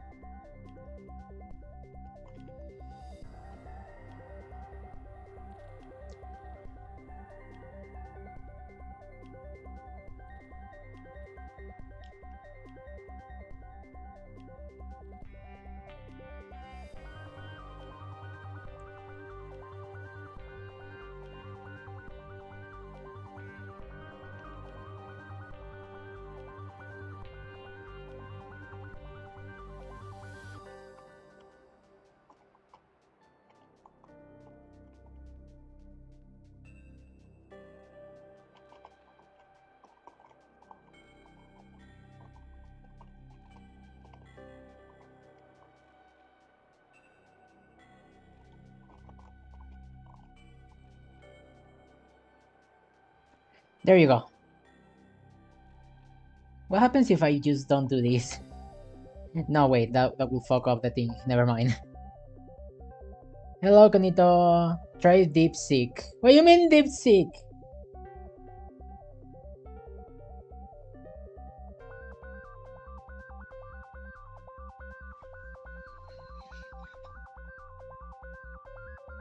Felt a little weird, but me good now. Did you eat something that was causing you a little bit of dizziness? Drink water. Lots of water. Is that an option, really? Come on, please show me. Come on, please show me. Deep research. Web search, canvas, quizzes. Oh, the AI. Oh. If early the results, I guess. I guess I could try DeepSeek. Why not? I'm gonna change the name of the title. We're gonna name it "Trying Different AIs."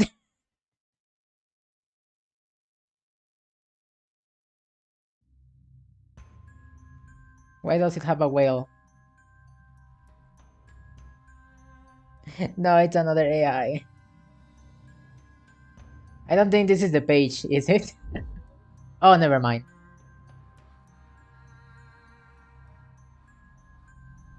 Oh, I need to create my account. I mean, fair enough. It is asking for stuff. Yep.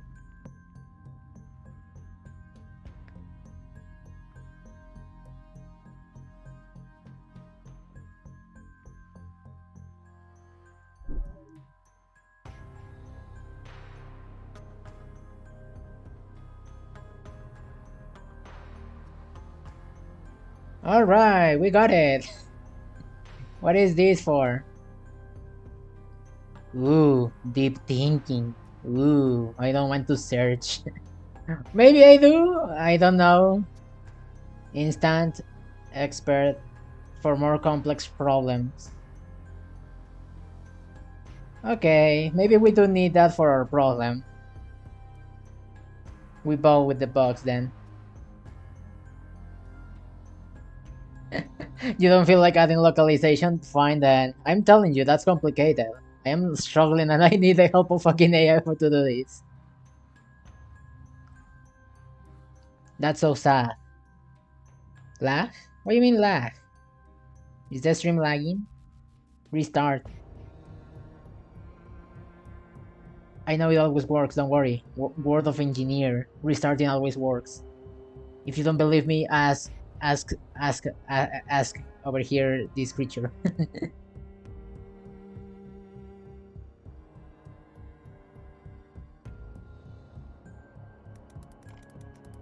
Okay, let's start with a little explanation. It's not simple.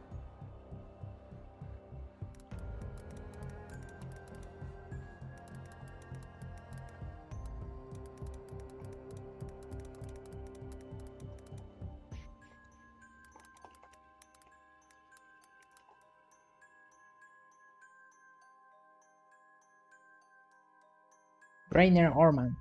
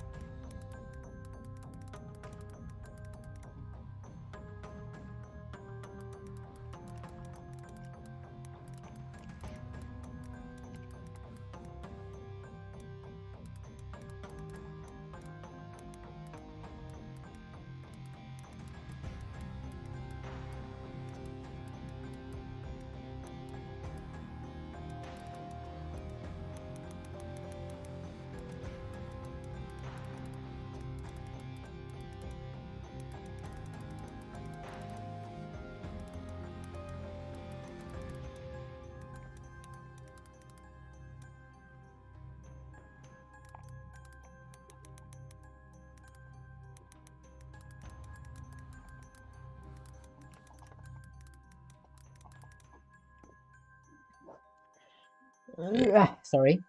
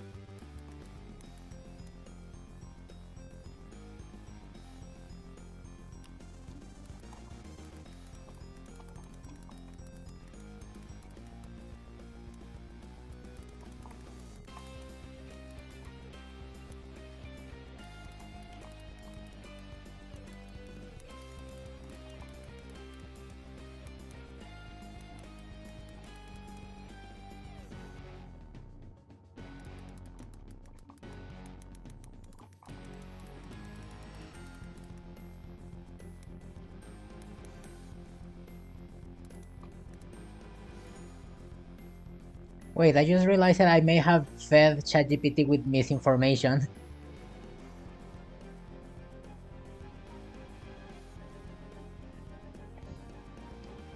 Yeah, because this polygon is not the one causing the problem, it's these two only.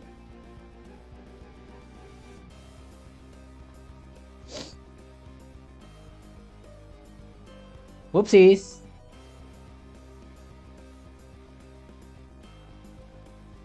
You want me to use the web searcher to see if someone else has faced that problem?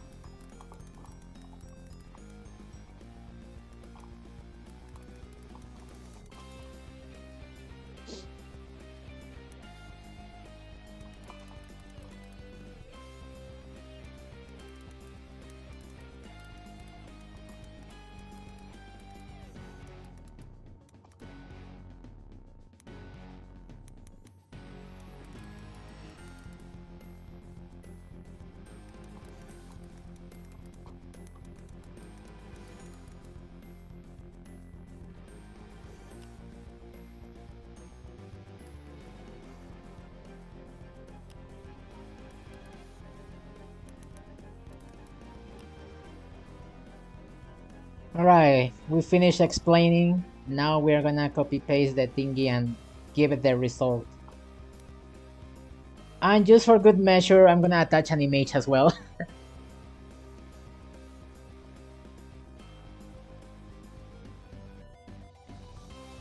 Stream latency, I will say, yeah, that's most likely what it is.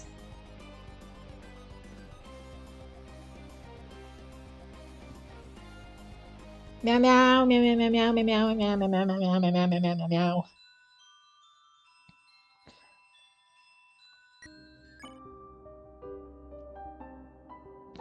Ah, help!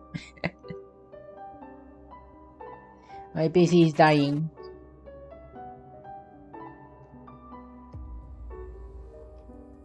What do you mean don't do that?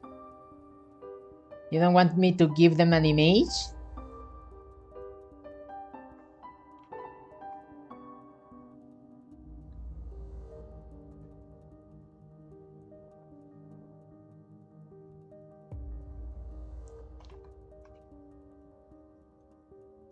Why you don't want me to give the image?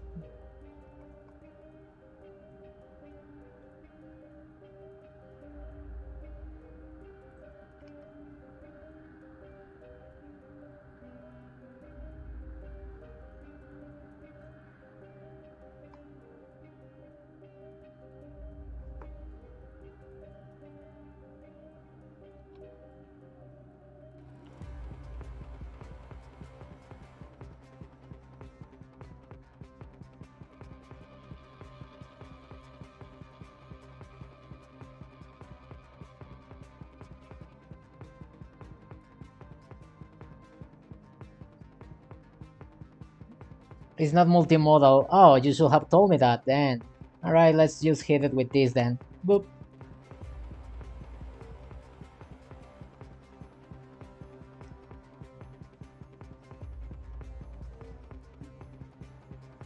Well, it did understood very quickly that this was the whole polygon. Nice.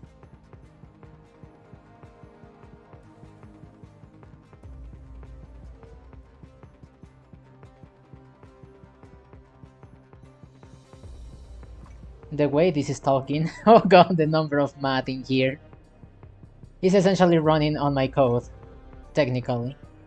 Doing intense math indeed.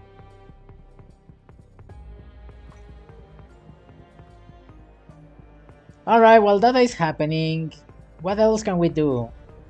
We have the hole, we have the thingy set up. Let me check my list of things to do. Oh, I need to give the player these variables.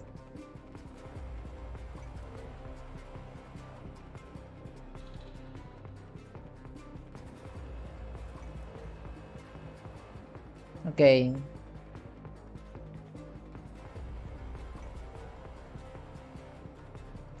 Alright, let's go to the battle system. Do I have the battle system open? Yes. Do I have the states? Yeah, the states. When the turn ends, all the battle boxes get destroyed, except the one over here. I need to give it a depth, because I believe it's not given in any other place. Yep. So whenever the turn ends, the depth must be reset. What is the depth of my box? Room. Battle. Can you open, please? Thank you. Now box. Where are you placed? In the box layer with a depth of 200. Perfect, thank you. 200 is your depth.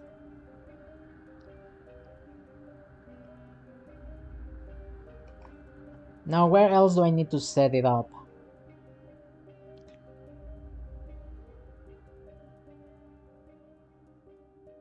When is their player's turn, maybe?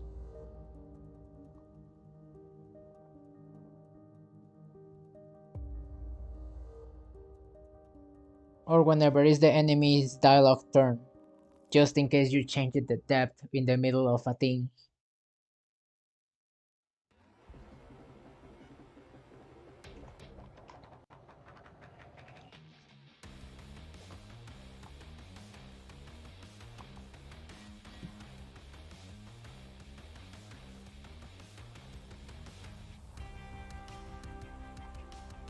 Like this, in the enemy dialogue. Just for good measure. Alright, that's done. I have to take note of what I want to do, because if not I will forget. I am flabbergasted for polygons. It's not this good, it makes shit simpler. Godot includes merging clipping by default. Yeah, they did already that. Do you think furries work? Do you think furries work like zombies? If you get bitten by one, you turn into one of them? No, that's not how it works. If you get bitten by a dog, do you get turned into a dog?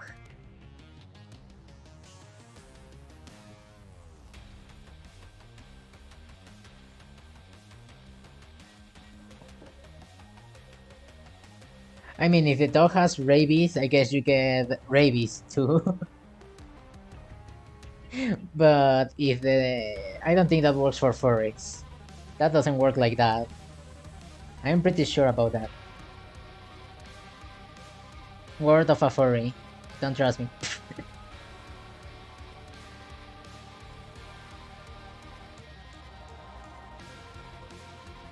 Okay, let's go with the bullet and player.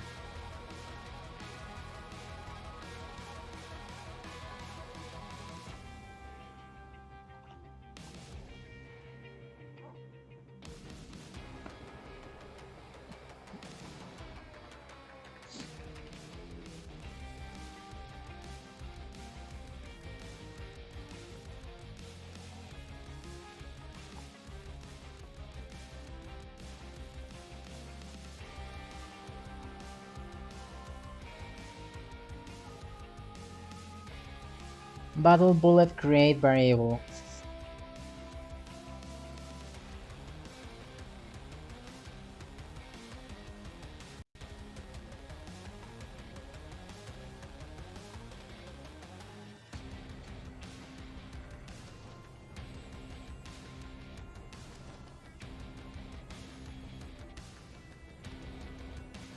Okay, I need to keep this because I need to still write the changelog.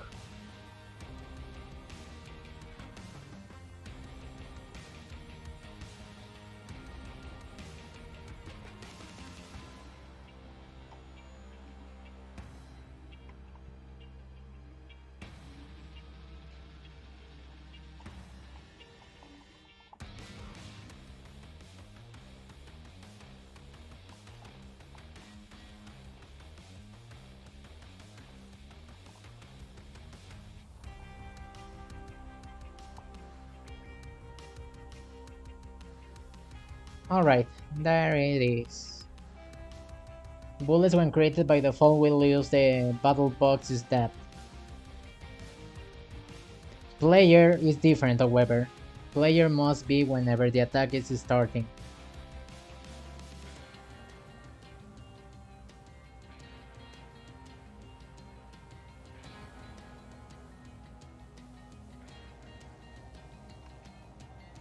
Okay, over here we put that.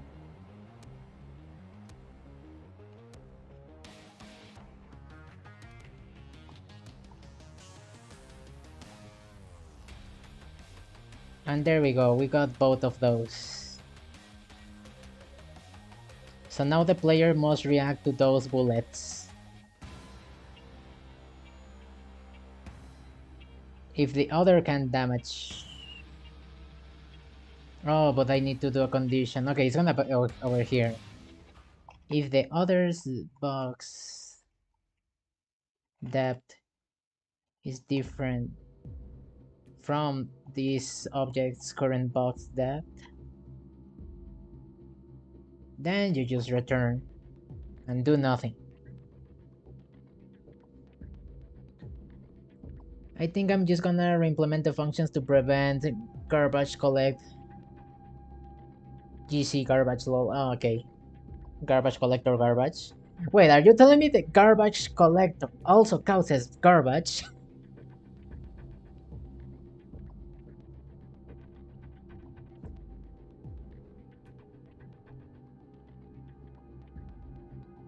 Okay, battle box, battle bullet is here. Perfect.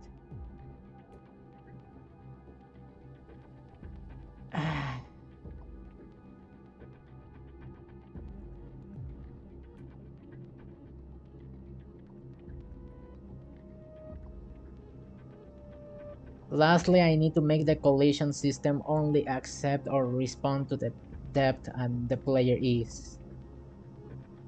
So I don't need this depth list, honestly. I just need the player's box current depth, and then it will calculate the stock based on that. I mean, granted, I still need to merge the boxes. No, but the boxes do merge visually on their own. This is the collisions. Therefore, the depth should be the one that it matches. I don't need a struct then. I don't need these.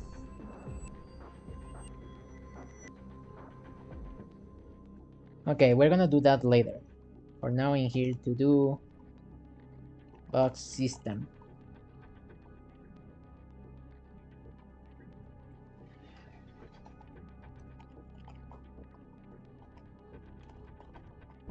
There you go. Did you finish? Yay. It seems he's pointing to my flipping and that stuff. Wow, it took you a bit of a while to think it. The artifact you're seeing, a second unwanted polygon from the hole, is a classic symptom of the Grineer Horman traversal, now switching back to the subject polygon at exit intersections. I guess that kinda makes sense. Garbage producing garbage. No, but it's supposed to be a garbage collector. It's collecting garbage, so you don't have to deal with the garbage. But it seems that the garbage collector is generating its own type of garbage, which I guess later collects back. It's so stupid.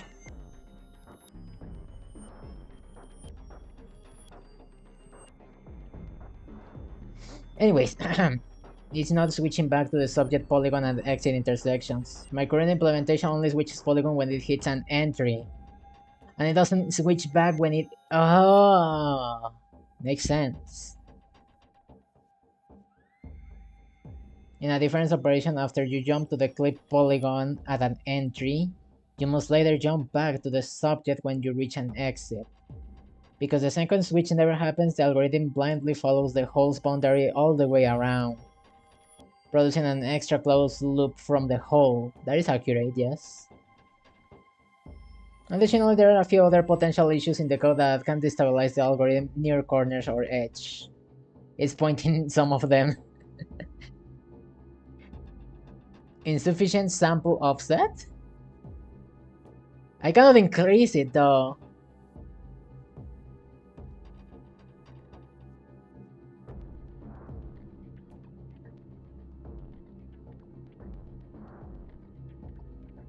Mark entry uses the epsilon times 10. Oh, I didn't notice I was doing it. I can fix that real quick.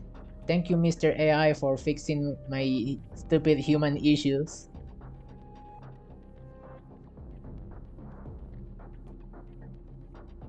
Yeah, I can just do this.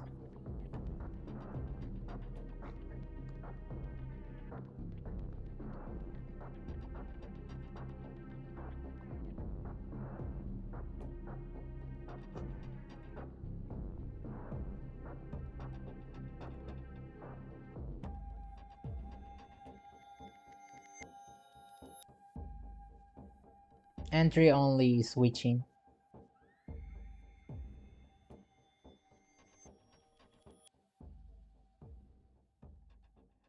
You must switch at every crossing intersection and use the entry flag only to decide the traversal direction on other polygons.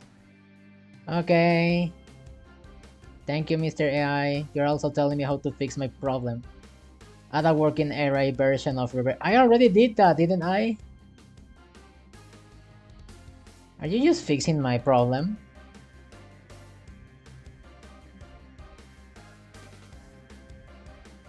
The AI is saying that that doesn't work.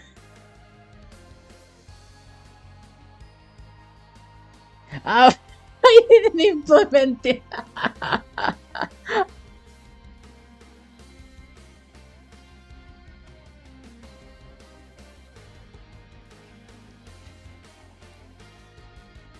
That's why the AI is like, what the fuck? You didn't implement it.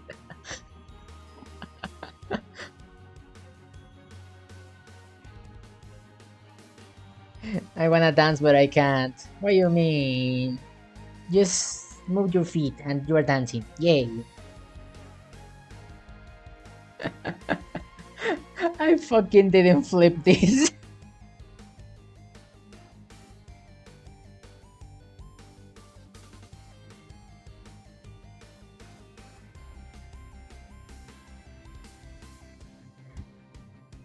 So stupid. Oh my god.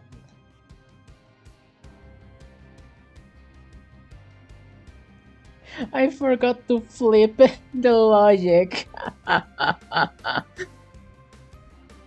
Then ensure replace the with this.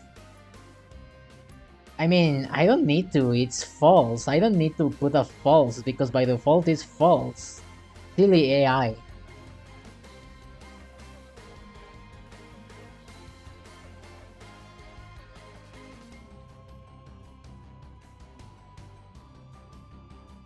You're telling me to increase the sample in there only?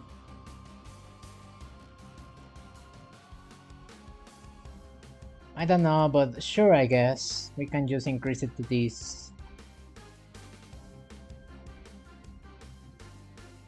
But so far I haven't had problem with that. Dun, dun, dun, dun, dun, dun, dun, dun, dun, dun, dun, dun.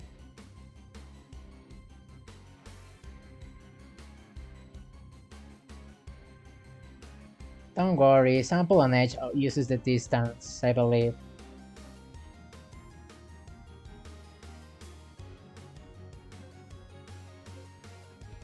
Oh, you're telling me this?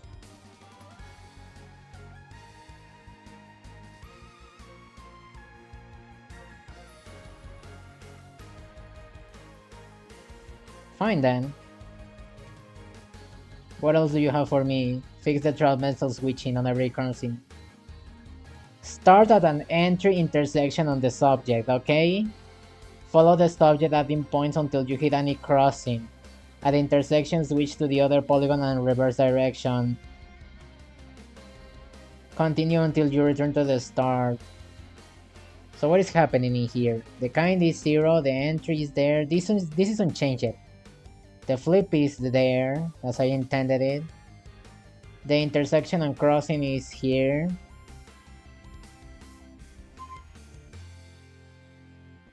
I heard that. There's a message on my phone. Movistar is asking me to change my number. Help me, guys.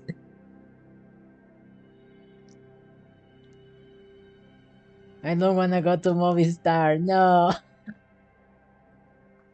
By the way, I don't like this. I like the word. Yay.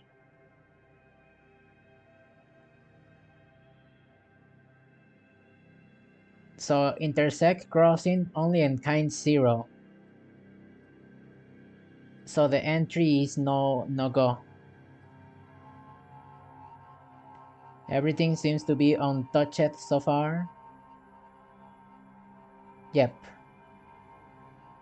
Optional, improve point in polygon robustness. For better numerical stability, consider using a winding number test instead of raycasting. You see, your raycasting doesn't always work, even though I am Ray. Okay, never mind. Winding number test, or at least at a small epsilon tolerance when the test point lies exactly on an edge. Technically, that's what I'm doing now. The increased sample distance from step 2 usually solves the immediate problem. Yippee! Your hole's 2 intersection points were both marked as exit. Both? Damn. On the subject side, one was entry, the other exit. Okay. Because your traverse hole only switched at entry, it jumped at the hole at the entry point, then stayed on the hole forever, since the hole's intersections were exits and triggers no further switching. Was a closed loop following the hole's boundary.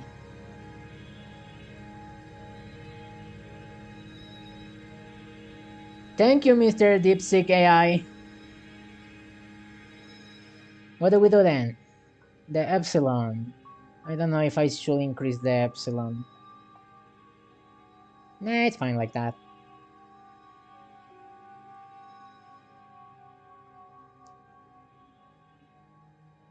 Oh, hello, Florida Mapping. Undertale fan game? No, it's not a fan game. It's an engine for fan games. Hi there. Anyways, I despise the Gaster Blaster with the platforms. You know what? Fair. Phase 1? Undertale normally. Because yeah, the platforms with the Gaster Blasters are quite troublesome. I don't have Gaster Blasters in my system, so don't think about it. Let's see. Fuck! It's still there! My artifact, why?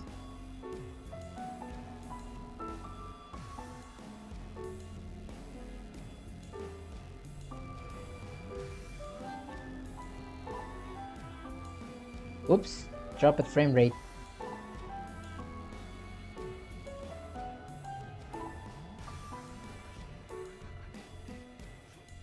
I think the box is doing something that it shouldn't be doing. That's what I think it's doing.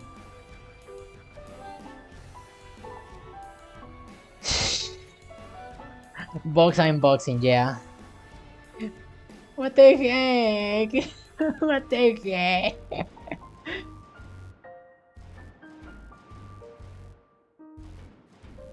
My box!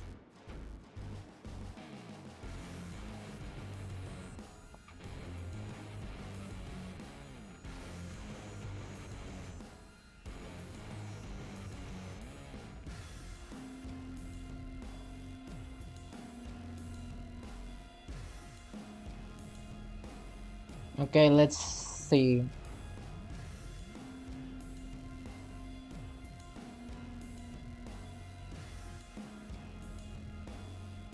Double check code on worst case scenario prompted again. Just edit your first match as probably not necessary to follow up.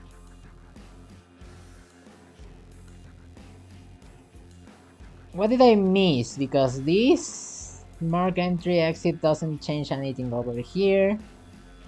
I deleted the thingy. You know what? I can even just go and copy paste everything that it gave me. So give me the build polygon, and we're gonna check if it was a mistake of mine.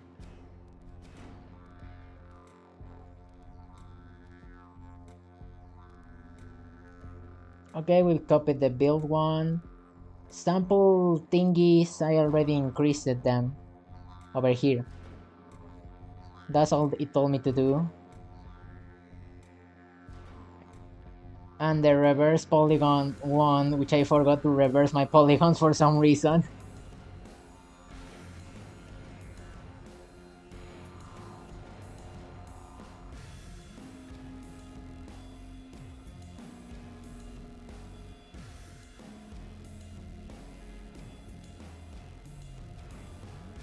Why is it returning the poly when the poly is not being a returnable thingy?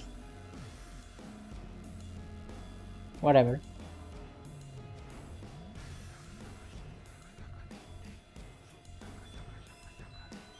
I also started a genocide road while someone was trying to beat Sans, and I beat them. That was when I did the genocide one at ATT attempt. One attempted on Dyna and Sans. Nice!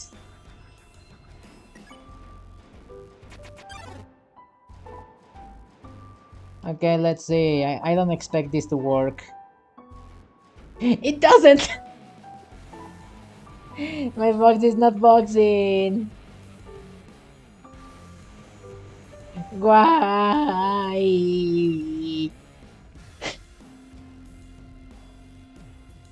Okay, let's try to fix that. So no, it was not a problem of my code apparently. And apparently it's not a problem of the entry. Do I just start at any point at this point? Like, forget the entry, I start in the exit events.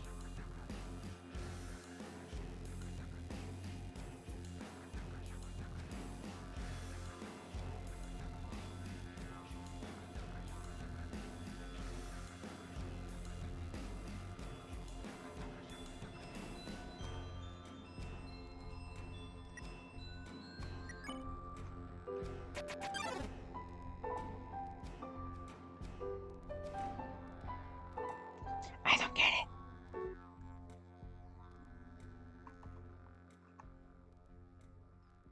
So no, the problem is not that apparently. By any chance, was the problem just because it didn't have a reverse?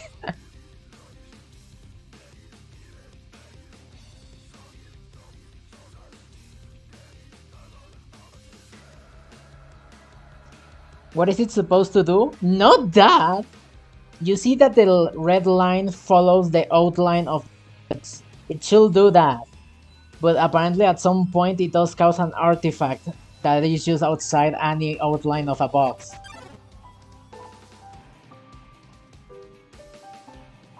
Because look! It's outside!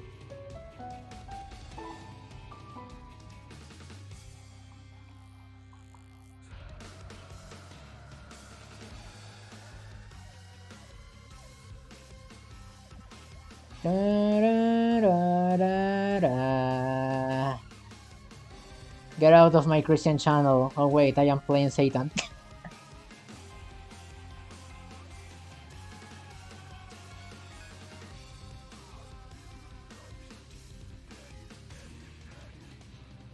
Alright, I don't think I need to give.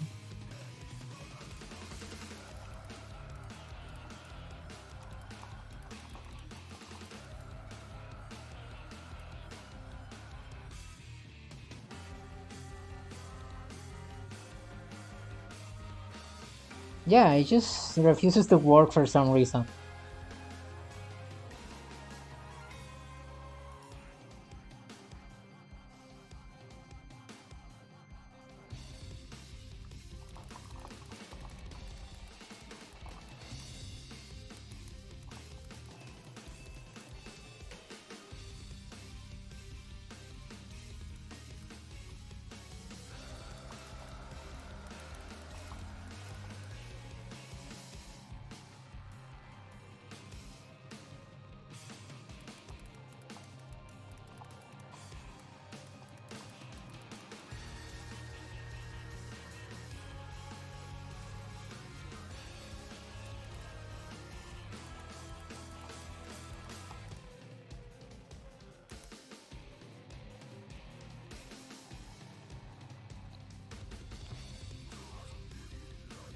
If you still see unexpected output, double check the winding directions after the array reversal is working. Check with the polygons, verifying that solids are always counterclockwise and holes are always clockwise. Okay, before doing that, let's check that.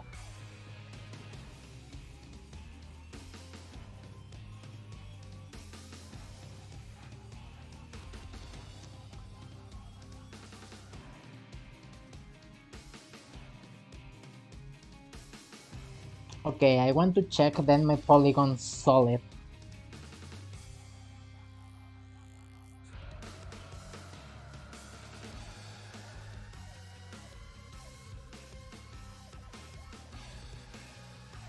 Ooh, sorry.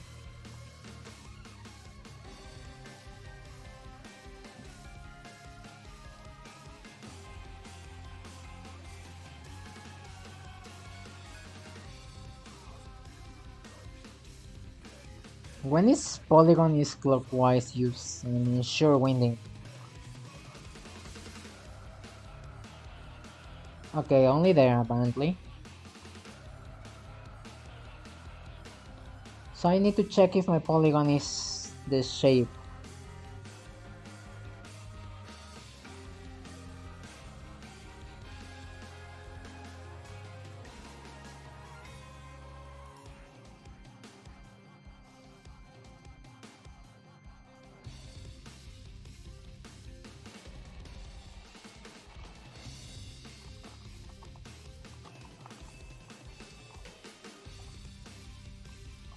Let's do it like this.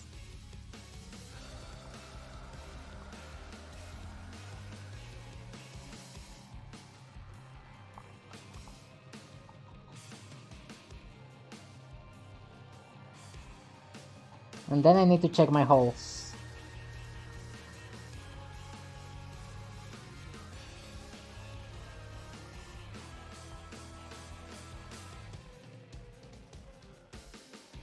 Alright. Undertale has infected me so much I start doing the dialogue during battles. Nice. That's actually good. Like this random person attacks. Ah, don't worry, it's infectious.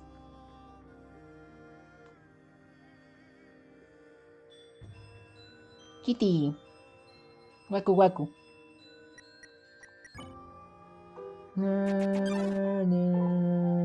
Damn it.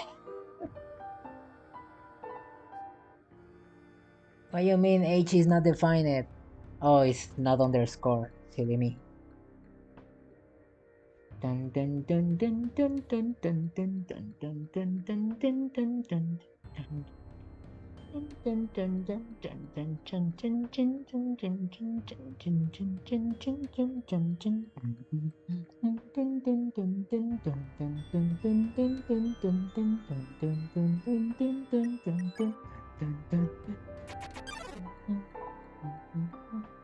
Holes are clockwise?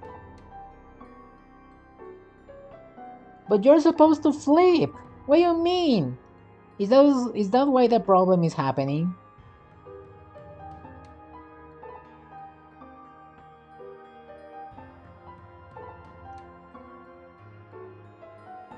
It seems my holes are always clockwise apparently.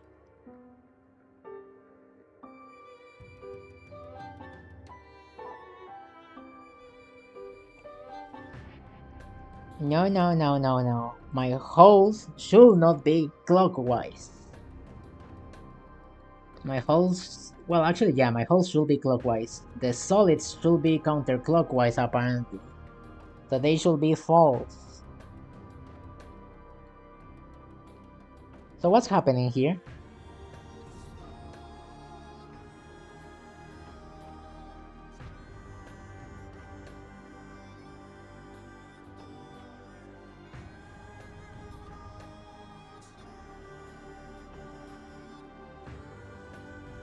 So this is the solid. I am silly, I am not giving... Why do I keep making the same stupid mistakes?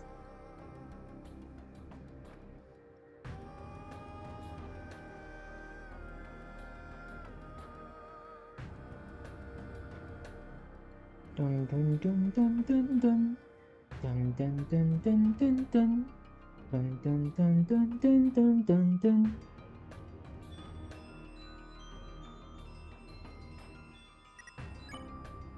Okay, let's see. Is my polygons broken? Yeah, they are.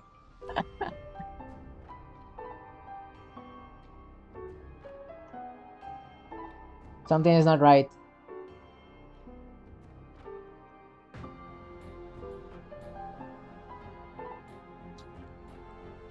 Now my polygons is reversed.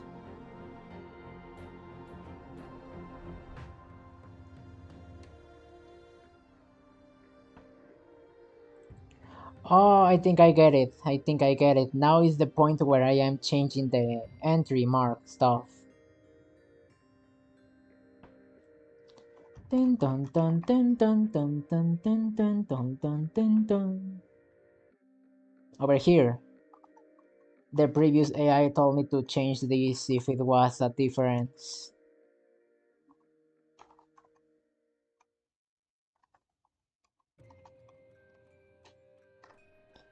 So maybe that's the point where this happens now. I just need to change the mark entry exits. By default, this is false.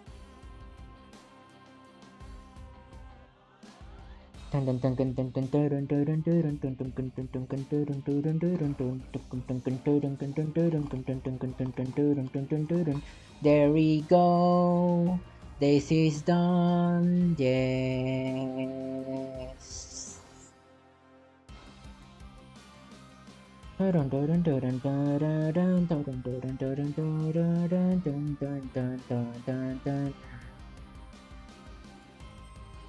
Come on, come on. Show me the money. Show me the boxes. God dang it. What is this? No!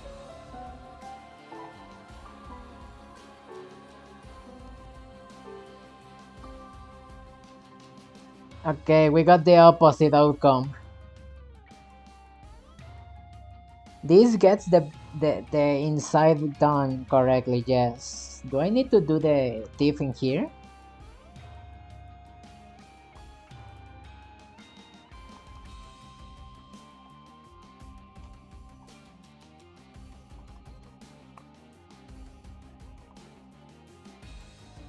Alright, let's... Well, that didn't work. Yeah, that didn't work on it. Yeah, meow, meow, meow, meow, meow, meow, meow, meow, meow, meow, meow, meow. Can I move the meow dialog box? No.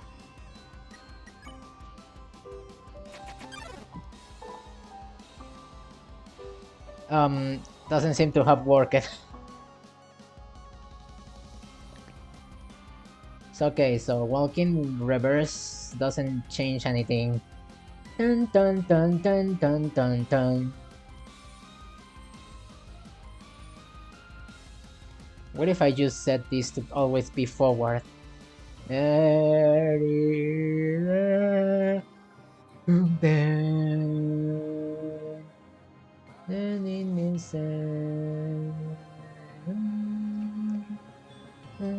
Come on, show me the money.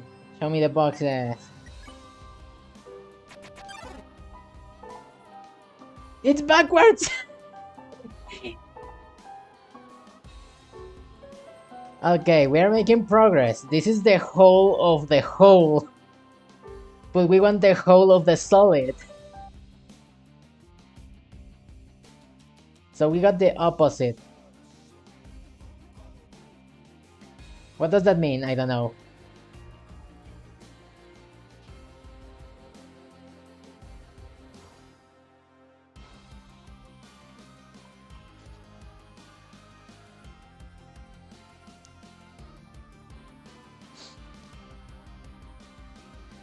Okay, if it's previous, when it intersects, it goes in the previous direction, which ends up being the starting point. Ah, but no, that's not what should happen. What if we start flip it?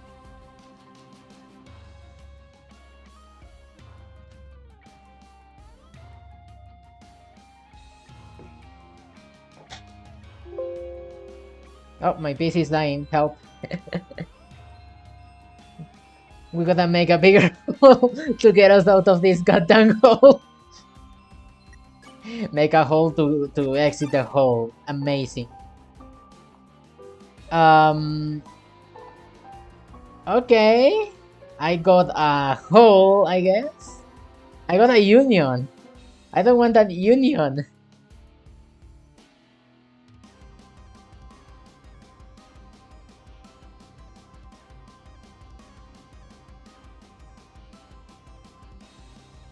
Okay. Maybe there is merit to that.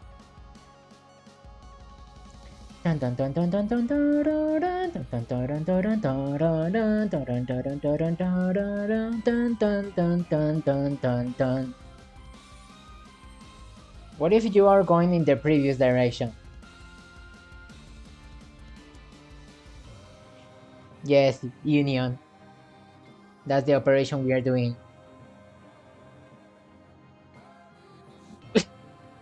Will you marry me? No, not that type of union.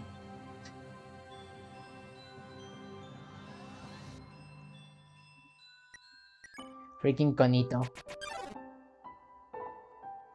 Such a goof. At least the collisions are working somewhat correctly.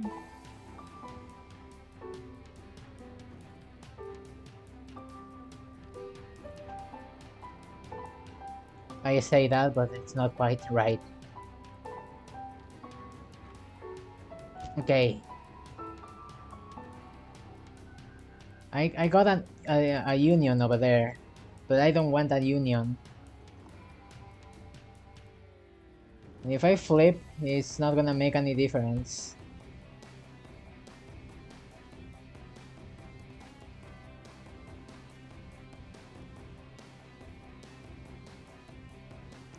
Me being goober, what about it? You're such a goof.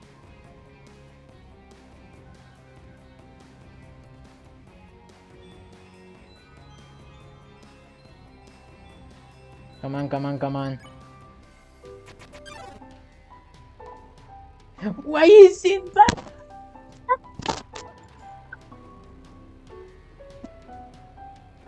If I go into the next, it immediately goes and covers the hole. If I go into the previous, it immediately does a union. It seems that this controls the other shape, which is great. But then this, when going into the neighbor... When going into the neighbor, maybe I don't need to flip?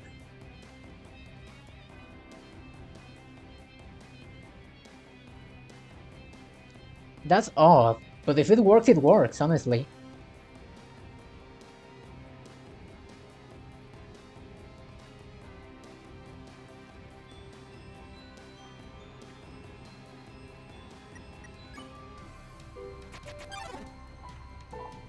Okay, we got our whole carpet. My logic actually worked. Now let's see, is the artifact still there?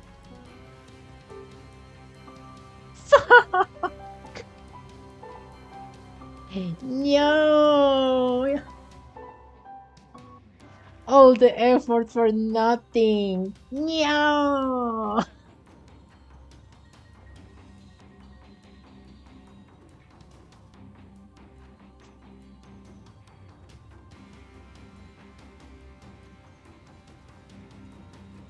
Okay, I'm gonna try something.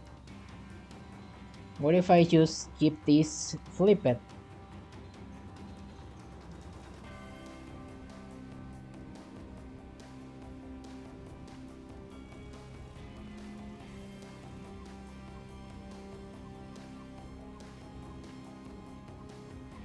And I keep this to next.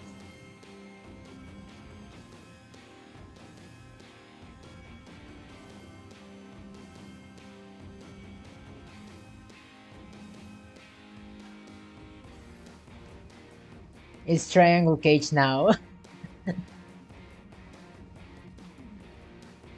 Why my boxes don't work? Ah!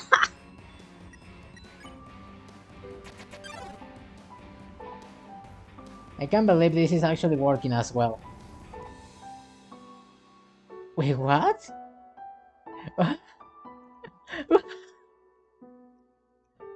I got something different, but like, why?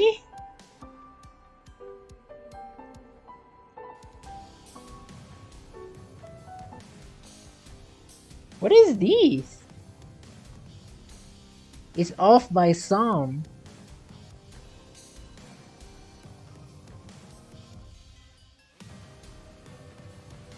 No, wait, this is the other box. Never mind.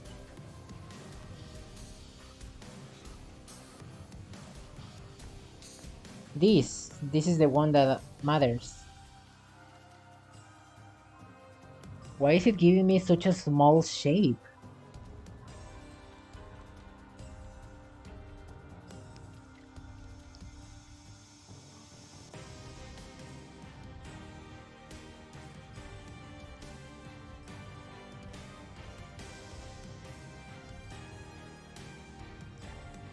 Huh. The traversing is weird. Red stick now. Red stick, yay. My favorite. Yum yum.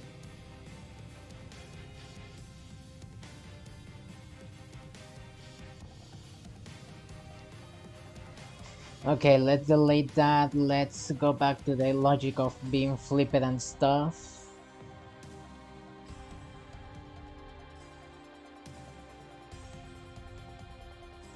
But like, I don't need it if it's that.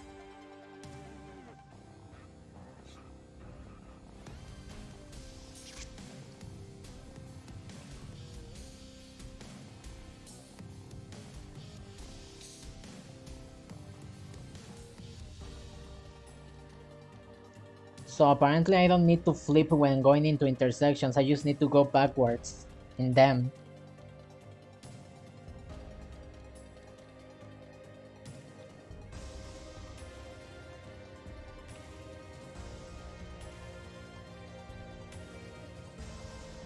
That pretty much gets me something going, but still not quite correct.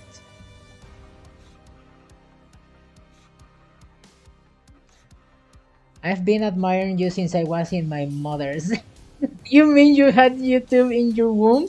What? Good luck with your future projects. Thank you. But like, what do you mean you were admiring me since you was in your mother's? You mean that you were with your mom, right? Like living with her. Not not inside her belly.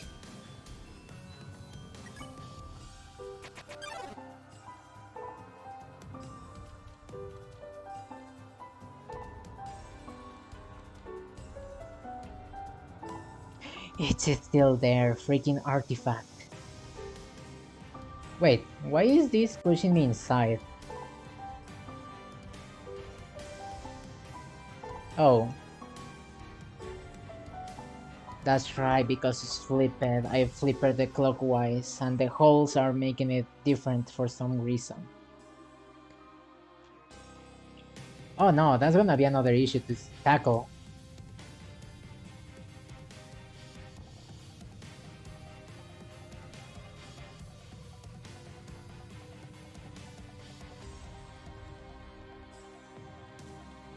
So actually this being broken is the solution? Because my holes are always clockwise. And apparently the polygon doesn't matter in which orientation it is, it works.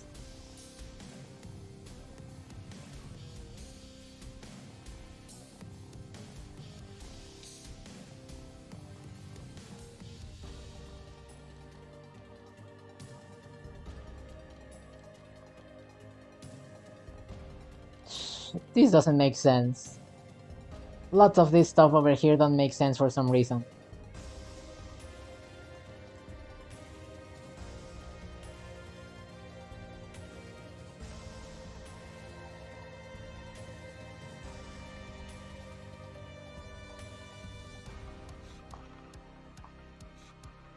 If I put this to through both of them, technically I need to remove the clockwise in this.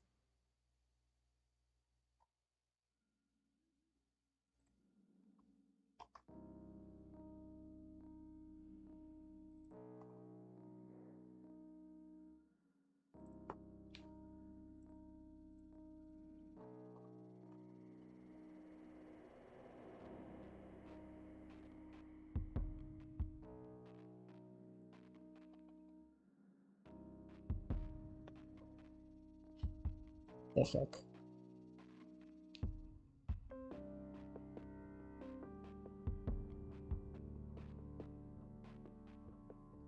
Dun dun dun dun.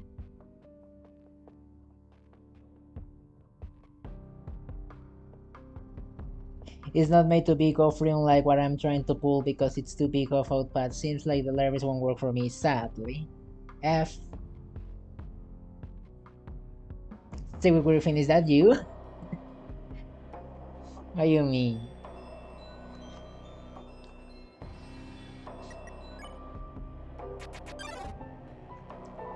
My box is backwards!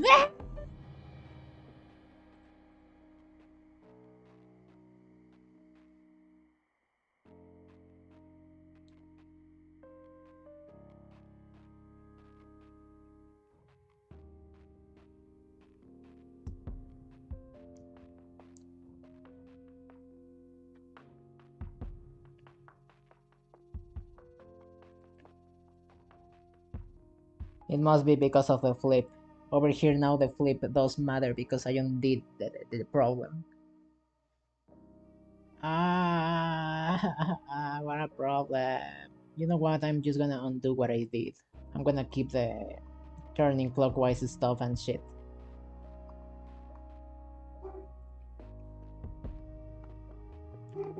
Because this works. It messes a little bit with my orientation, but it works. I can fix the orientation very easily at the very least. But... oh gosh.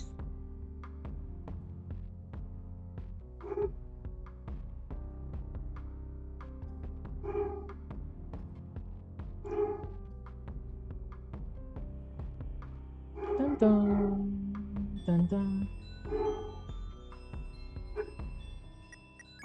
Okay, so my holes and stuff is correct now. This is pushing me outside, yes. But the other one is pushing me inside for some reason. That's because it doesn't have a hole merging in it. And because there's no hole merging in it, doesn't flip the direction.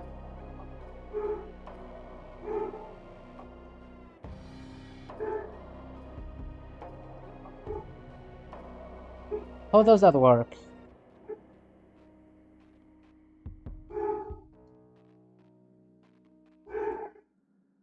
Because in here, this is the only part I do the union, right? Yeah. And the holes are flipped, so they match their corresponding box. So the problem we're facing here is the system in here flipping them. Owie. What I could do is flip the clipped ones. No, but the clipped ones have the correct orientation.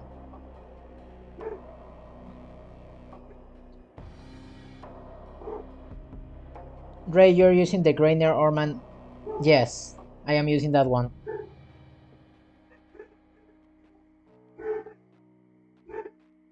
Because he had YouTube on the womb. Let's not talk about that anymore. So silly. Difference may return multiple polygons.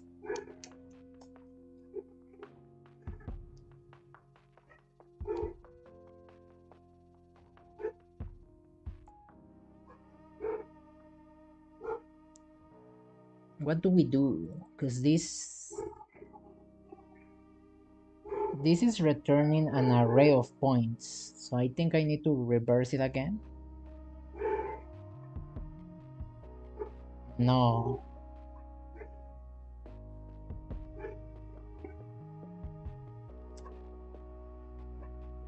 The polygon difference is returning a result. And that result is a building polygon. So what I need to do in here is reverse the result.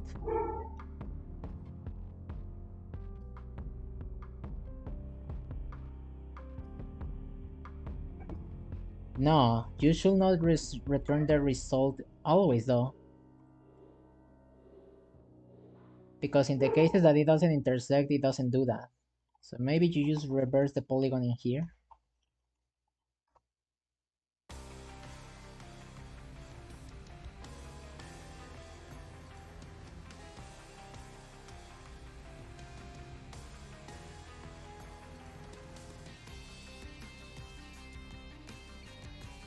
I can do the reverse polygon in here, which I think is simpler.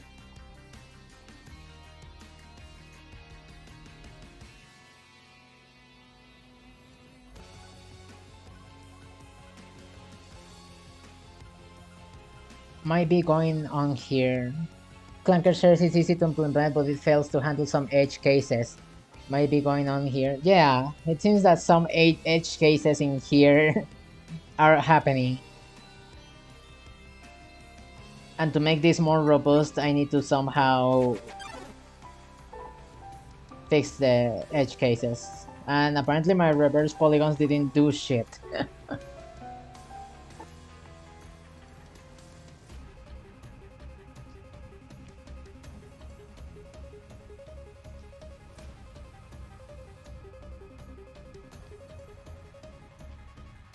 Because there is intersection, so happens here.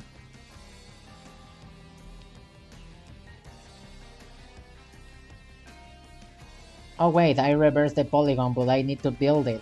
And the polygon built might be not this. Never mind.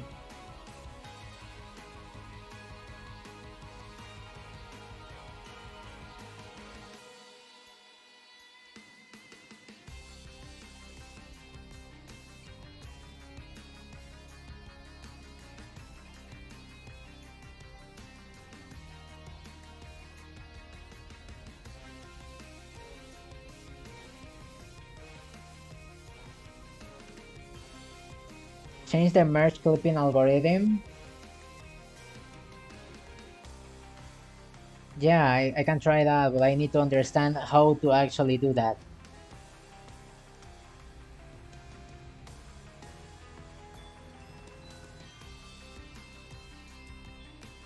All I want to know is that if this is keeping me inside. No, my polygon is gone.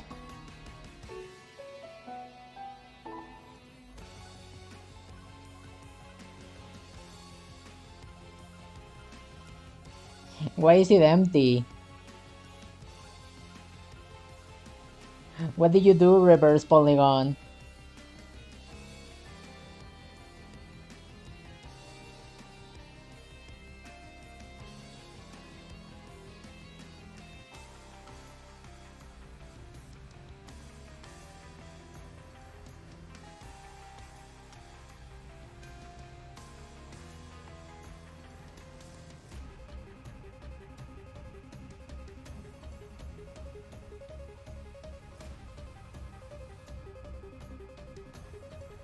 This is taking a lot to be done.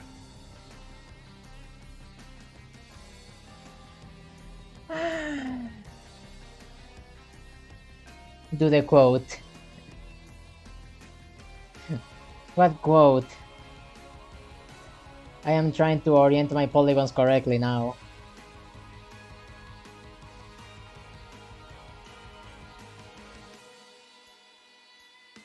You're fine, what do you mean? Yeah?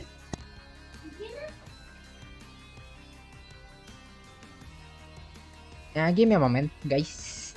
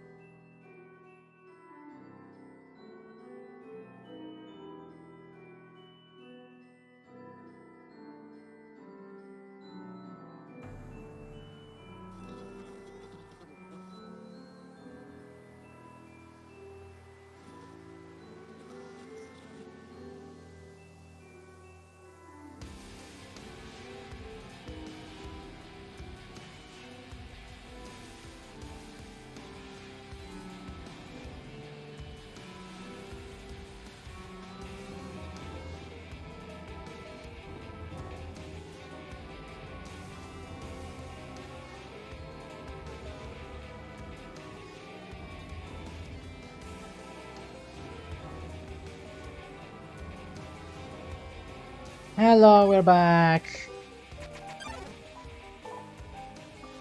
And my box is gone. God dang it.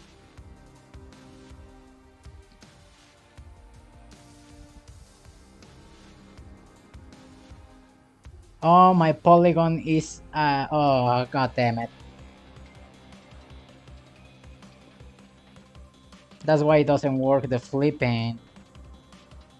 Wait, is that the problem of my algorithm? That is just not flipping correctly?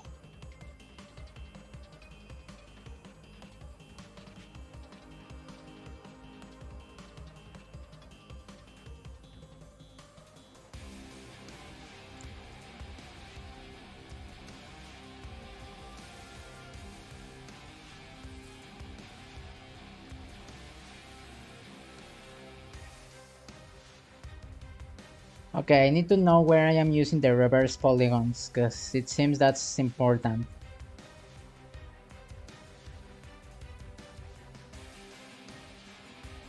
So yes, build the polygon, and over here we need to do a little bit of iterating, because there could be more than one polygon.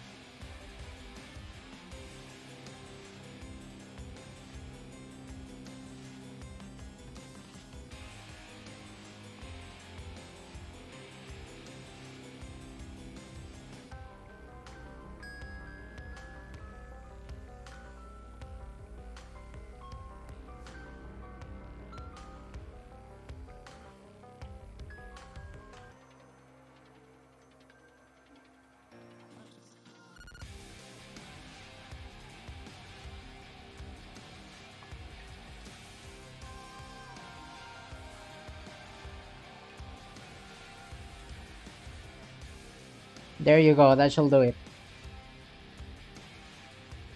Over here we kinda do the same.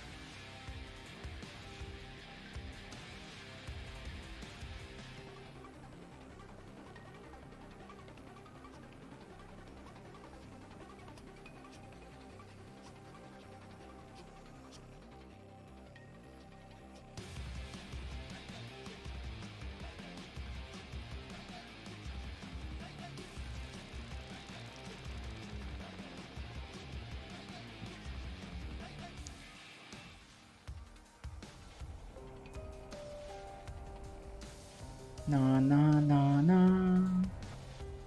Am I really fine? Yes, you're fine. Just give them head pats, and they will leave you alone.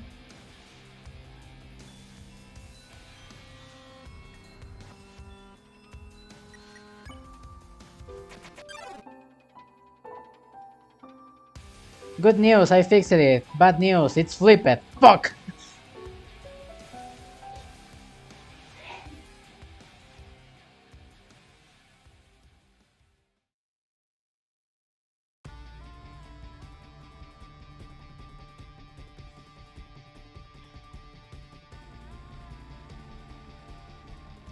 So for some reason in holes it's okay, but in normal ones it's not?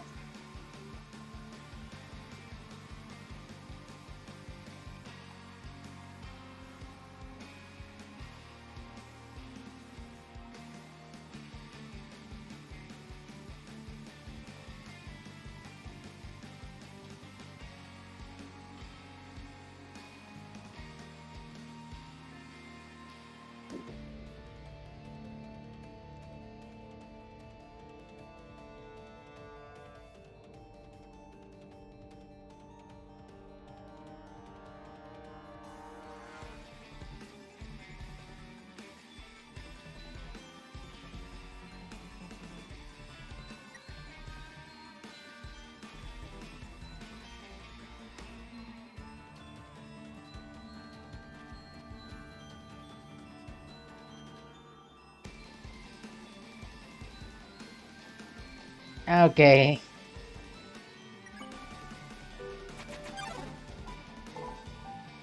Okay, this finally is pushing you outside, which is what I want, yes. What about this other? Fucking goddamn it, why you...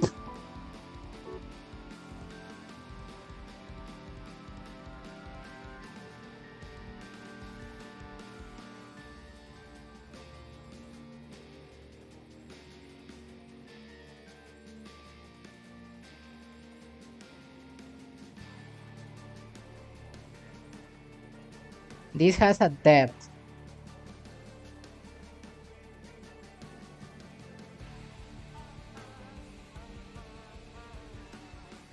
It's getting the data, and from the data you fetch this.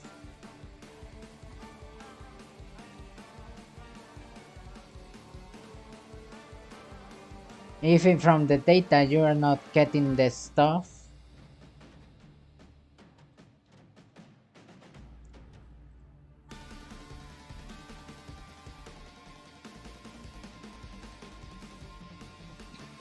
okay, you just have one flag of merge. But then accessing something that doesn't exist should cause an error. So you are passing data indeed.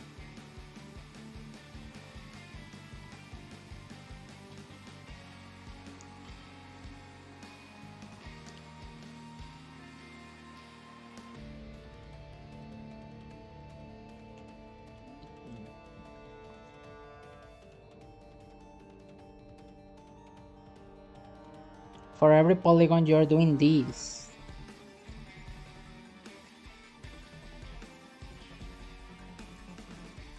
Why does the algorithm cover all the Boolean operations in one go? That's my problem. I think that's why I'm having trouble in here. Because I am just trying to separate the union and the difference.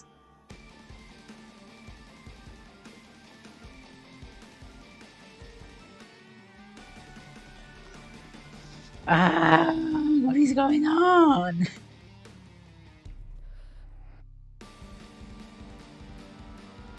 What happens in here is that the polygons are being passed in here and then they are returned as they are because they don't fulfill the condition.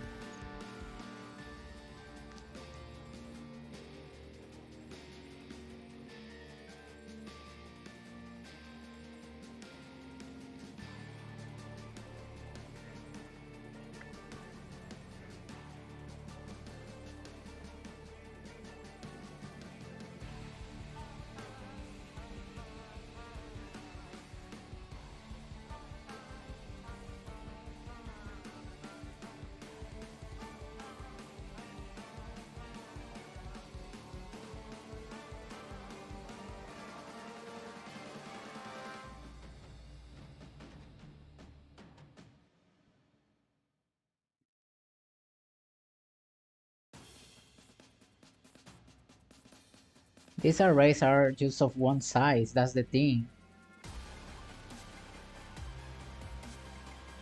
Because these arrays are of one size, they will contain only one polygon. And because these only contain one polygon, it should fail at some point in here.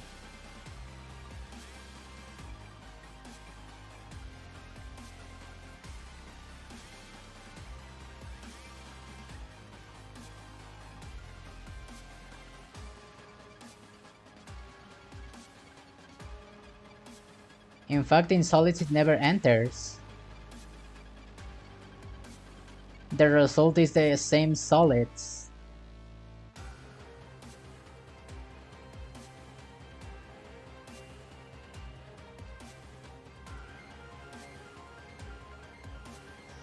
There are no holes, so no holes pass. It's only one solid, okay. So what I'm passing is actually correct? That doesn't sound right.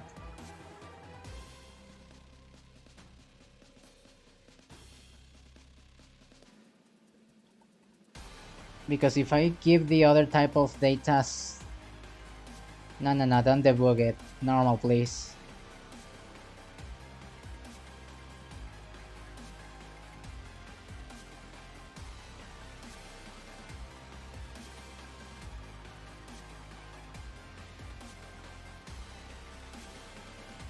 My numbers don't add up.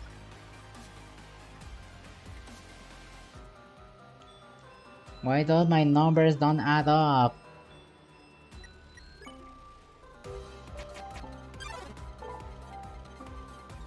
Yeah, because this is pushing you inside. That's good. It's no longer flipping. No, wait, I need to update. Silly me.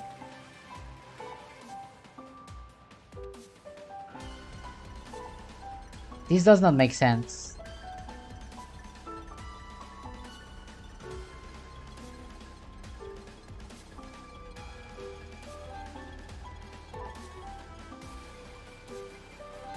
Yeah, the orientations over there are correct, but over here are incorrect.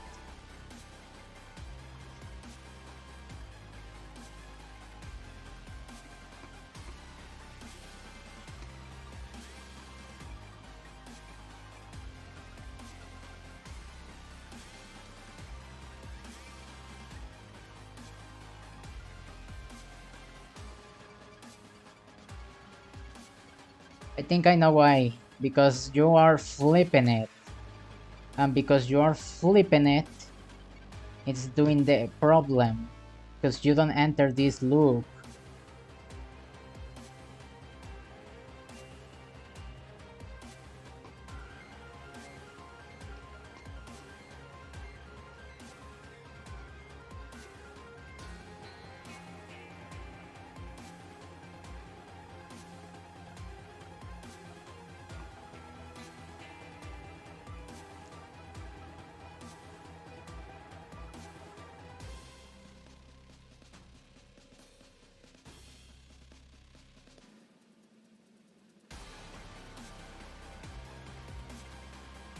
Okay, so, well, let's... We know for sure that in here at least there has to be two polygons for do something. If there are not polygons, why do it? Then over here we know there is only one polygon. And since there is only one polygon, I need to undo whatever the heck I did there.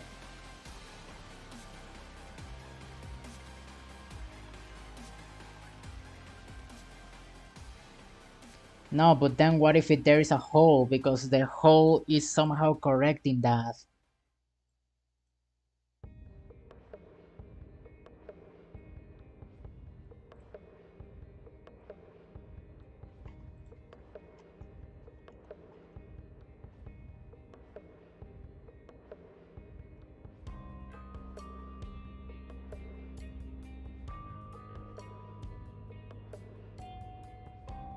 This approach doesn't work then. It's like there has to be only one solid and zero holes for this to actually apply. But even then, what if the holes just don't merge?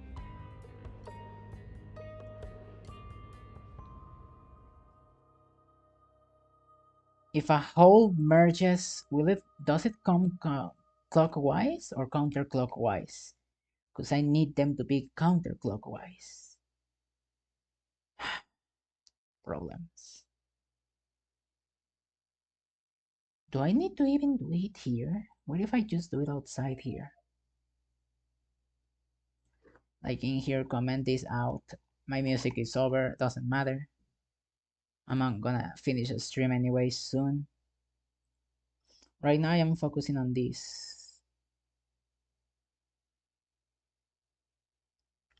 This is the polygon.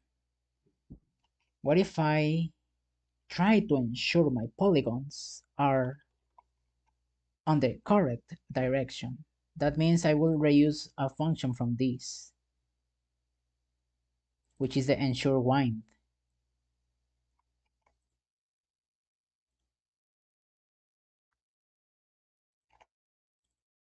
All I need to give it is just this, and I need to give it the false argument.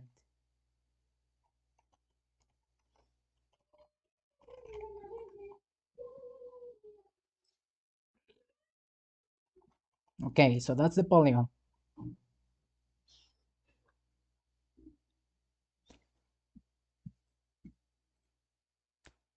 Wait, but the polygon only gets inverted if it has at least 6 points, because if it's just 2 points, it shouldn't be inverted.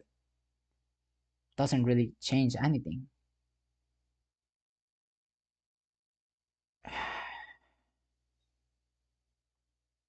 Maybe it does. No. Oh my god, so many roadblocks.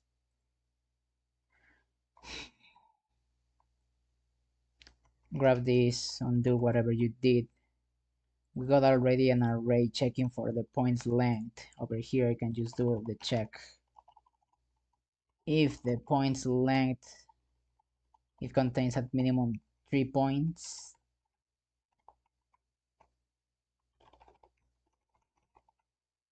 then the polygon you inverted. The polygon is just inverted, doesn't change the outcome of the array length, so should be fine.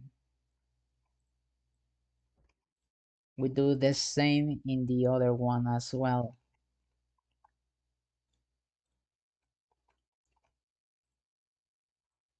And this should make it so all my points are counterclockwise.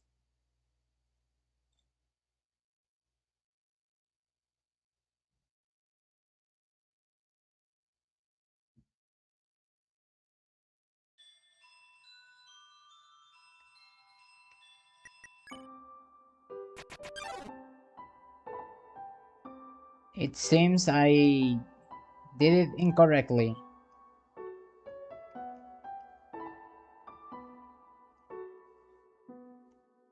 Yeah, now all my polygons are inverted. Damn it. Alright, new plan.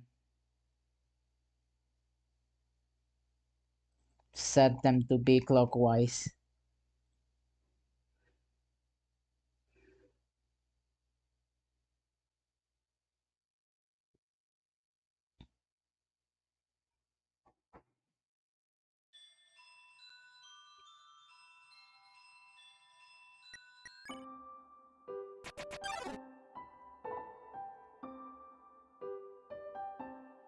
Yeah, the line is correct, and this is correct. Finally, it was that simple.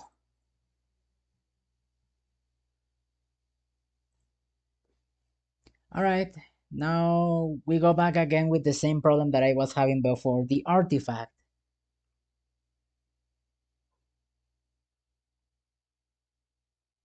The artifact is still there, I believe.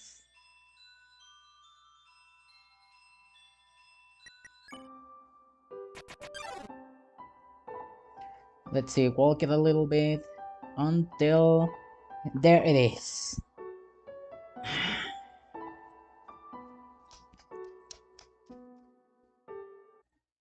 Shit. Something is not right with my artifact. Simply, it is not.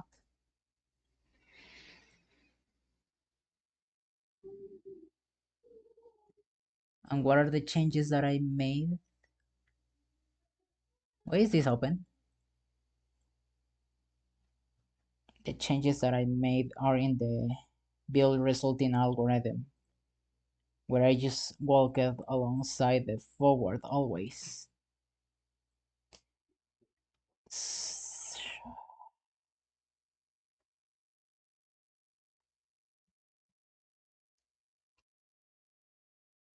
This does not make sense.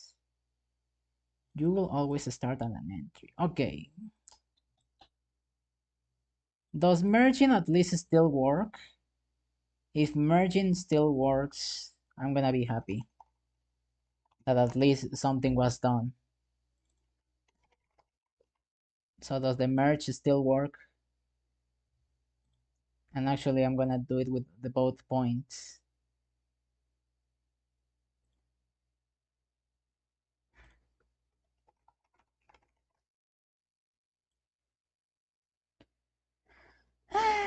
That unacceptable. Yippee.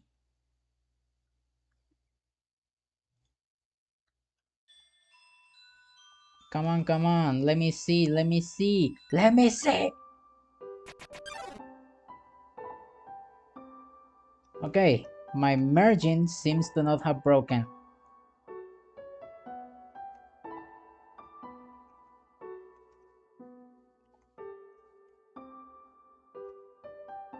There is a little line over there. I don't like that.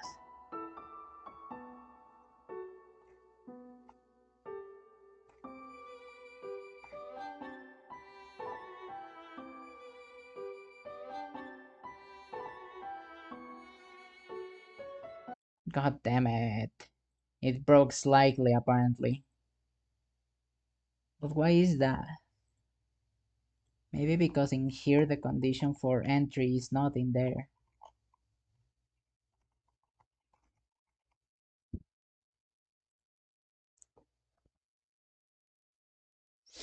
There's artifacts everywhere, apparently now. But why does it do it only upwards and not downwards?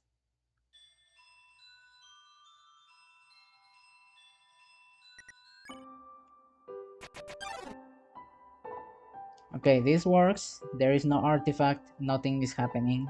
Everything seems good. Change it and there is the fucking artifact.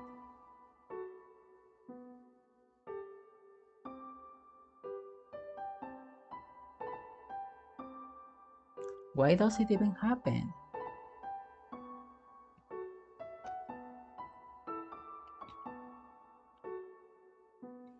There is an artifact up there, but there is not down there.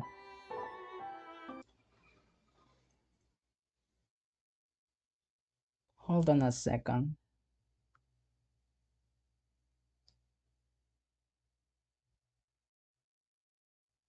I went away for too much.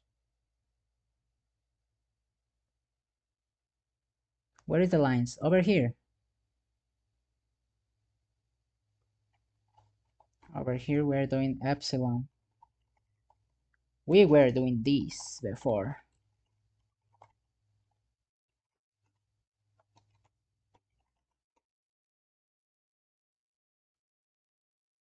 And on the function itself, we were doing epsilon, not distance. No, that's not supposed to happen, Conito.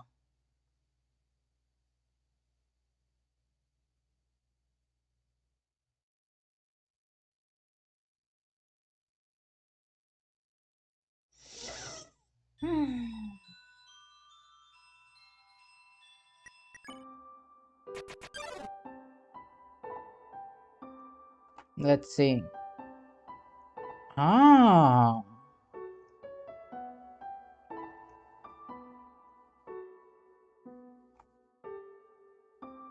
So the sample on edge is actually causing sometimes artifacts depending if the epsilon is too small or not.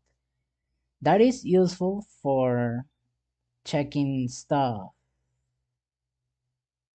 Wait a minute.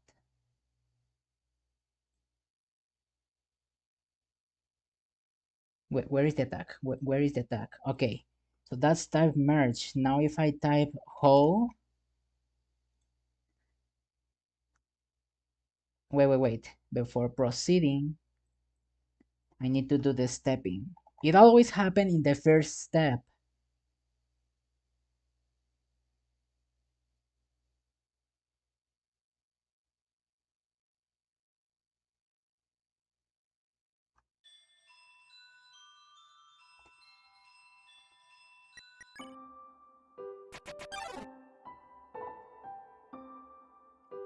Um, what's going on?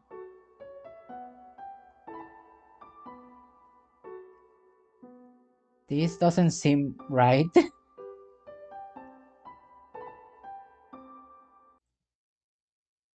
The heck just happened?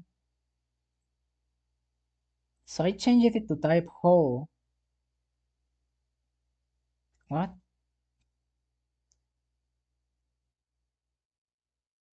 Wait a second. If I change this to 0.1,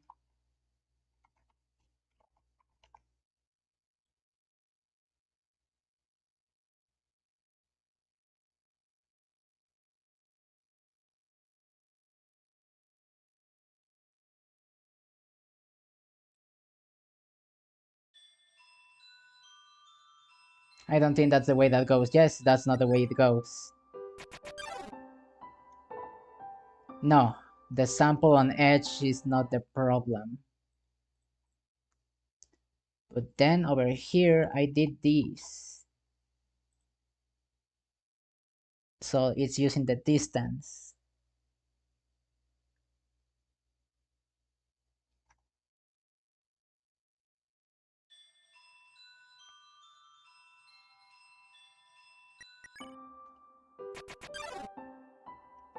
It's still not correct.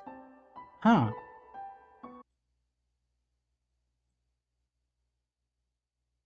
So the sample on edge doesn't seem to be the culprit right now. It's something else that I modified that I don't realize which one it is. But okay, sample on edge has an important thing indeed. Ah, it's the entry, of course. That's why it's not working as it should. So with these numbers, I am seeing artifacts in union. And where is the traversing? No, that's the multi-polygon. Over here, the entry then must go away.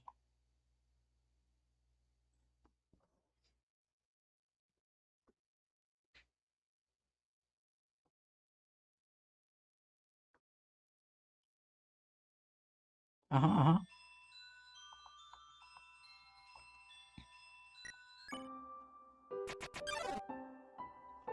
Okay, that fixes this.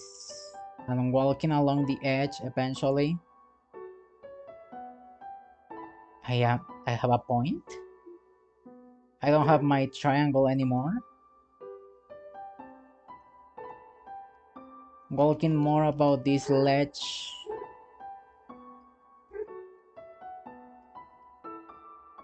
There's the point again.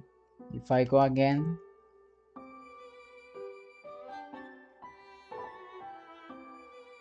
there is the point. Did I fix it?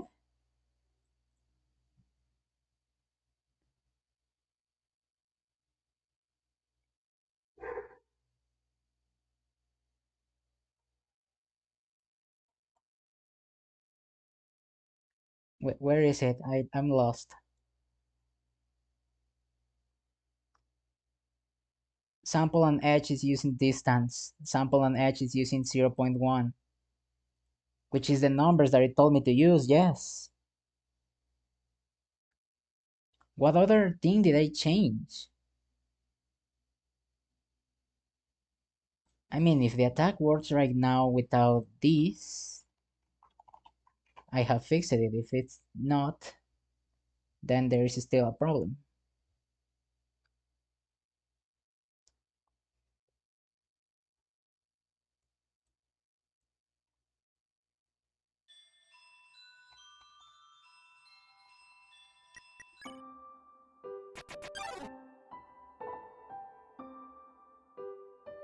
There it is. Sometimes happens, just as it was before. Now the question is, if I reduce this to how it was before,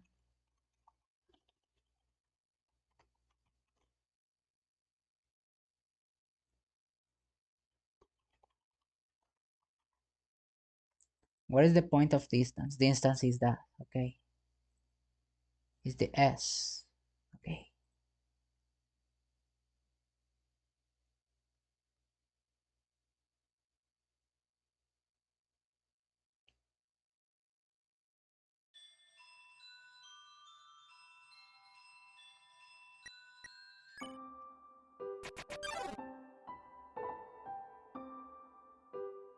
There it is still showing. However, this I noticed that it is important so the union works. Because if this is not like this, the union won't work. But if I set this to once, perhaps, will it fix the artifacts in the difference?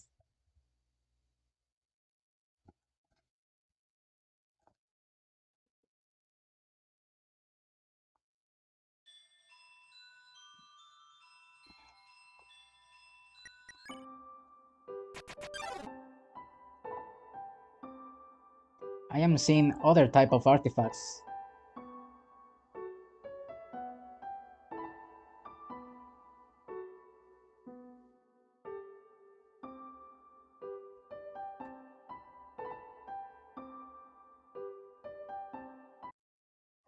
So you're the culprit of this? Huh.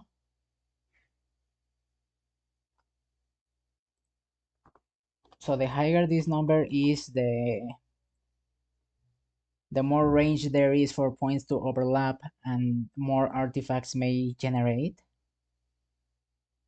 It became way more unstable the higher this number was.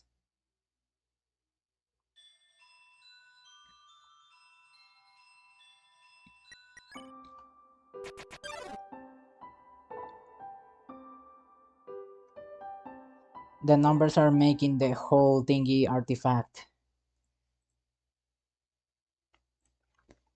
But if this is a very small number, it's still happening because it's still quite small.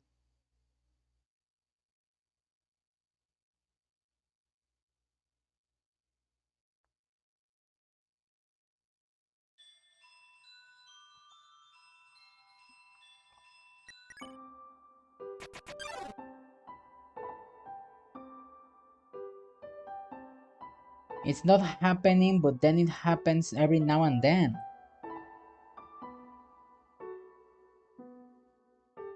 They are gone now, and they are there again.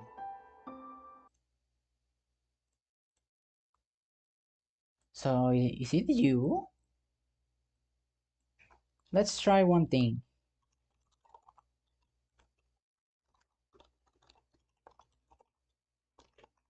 Let's keep the... No, it can be distance divided by 10. So it's consistently growing with the distance. At, at 3 zeros. And let's see.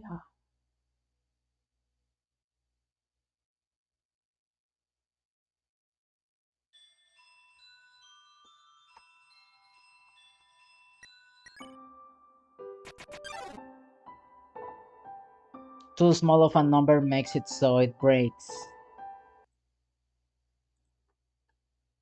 Because it's almost like saying 0.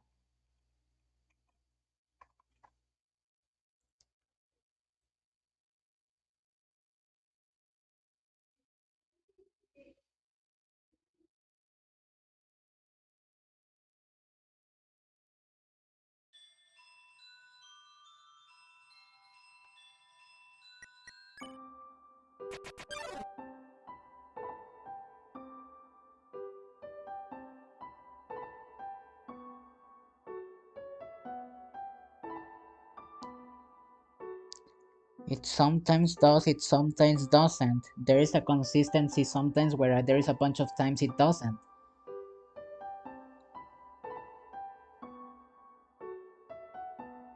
But then there is a consistency on when it does it. Then there is just random. Even though the positions and numbers are the same, it's random. And that's the effect of a possible... Oh no, that's the effect of a possible floating precision problem. Because at what point does this become 0? The moment this is 0, the moment that happens.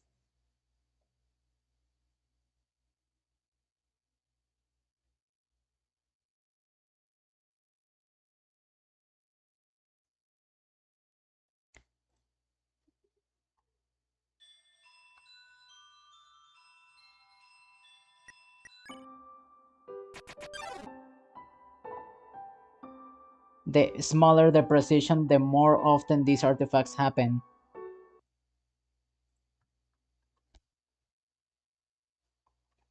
The higher the precision, the less accurate it is. So maybe what I need to do with these epsilon comparisons is just somehow duplicate all these numbers. Huh.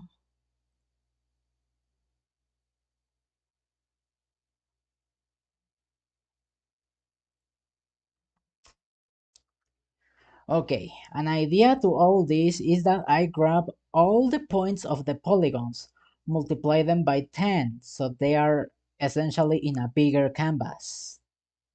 Do the math and all that's needed in here to do the stuff for getting the lines. Get the coordinates. When returning the result, divide all those numbers by 10, so they are back to their original size. This, so at least the lines that seem to be very together don't seem to be together.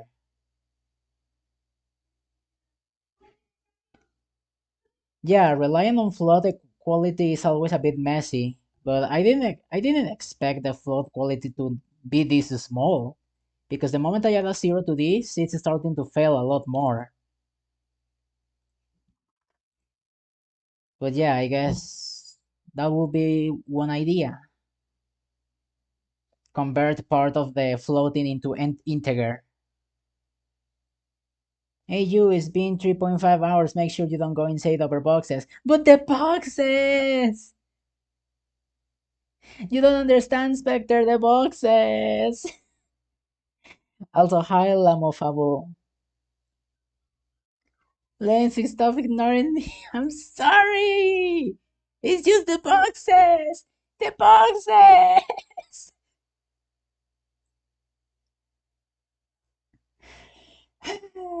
It's been 3.5. Okay, okay. Look. Let me try my idea of multiplying the numbers by 10. If this doesn't work, I'm gonna leave it for today then. Alright, so let's see. We got the polygons. These are a list of all the polygons that I pass into the scheme. And what I return is a list of results. The list of results is a list of polygons. The polygons is a list of polygons. That makes sense, right?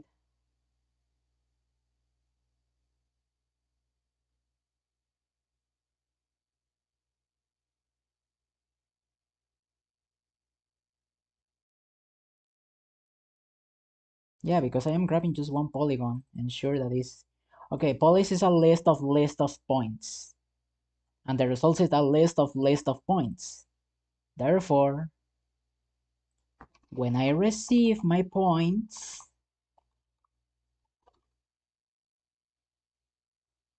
I'm gonna borrow this, thank you.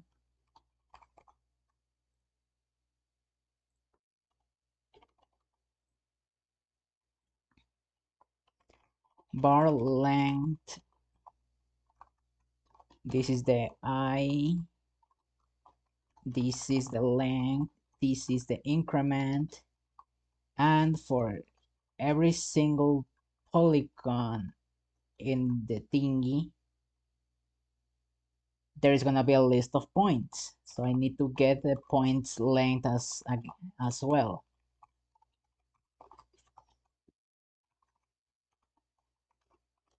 And then do another loop for those points.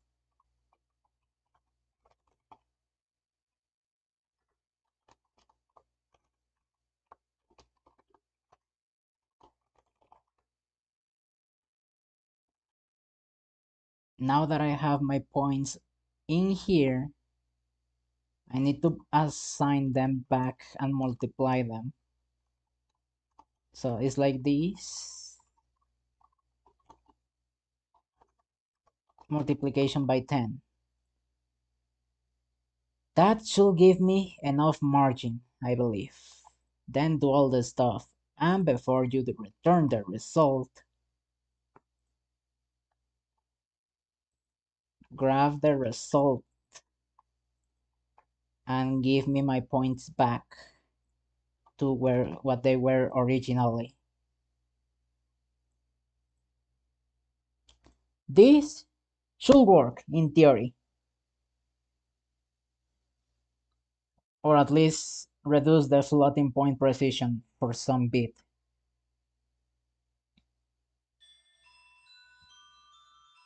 Wah wah wah. Been a while since we talked. Hello. Yeah, it has been a while indeed. Just existing and what the fuck. Cannot apply square to none. Okay, my numbers went too high. What the fuck?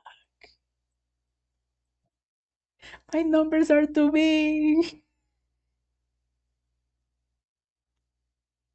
Why are my numbers too big?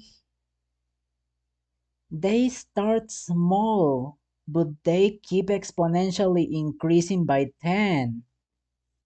And you can see the floating precision being a mess.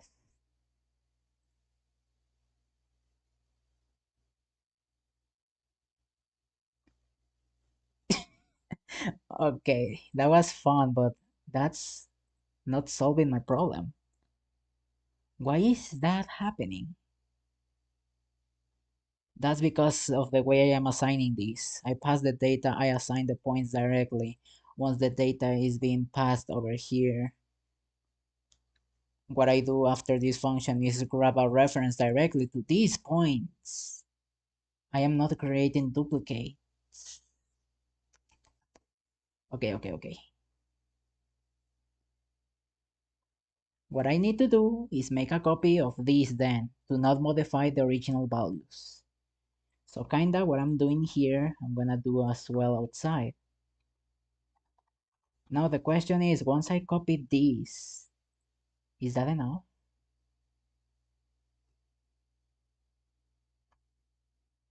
No, this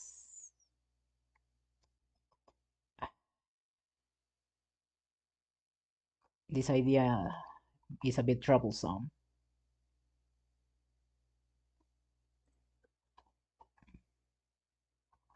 Because yes, I'm gonna create a copy every single time inside of the poly. And then use that poly to do the mathematical stuff instead. So the original points are not modified. Once I have the poly, I need to use that poly for the following stuff. In here, make a copy just to not do that again, but again, uh, over here I am making every single time a copy actually. Over here I am actually making a copy. I have it, but then where do I assign it? It's lost.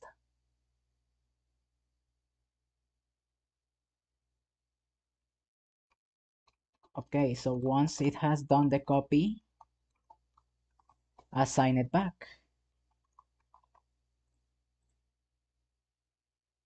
And I don't need to do the I over here because I am making a copy directly into poly.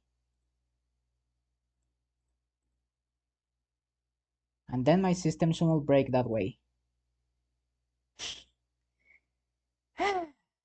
Okay, let's try. Wah, big, yeah, big numbers. Come on, show me the numbers. Show me the numbers.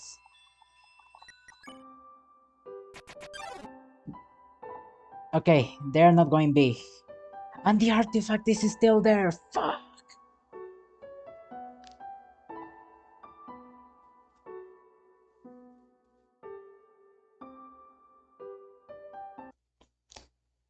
The artifact is still there. That sucks.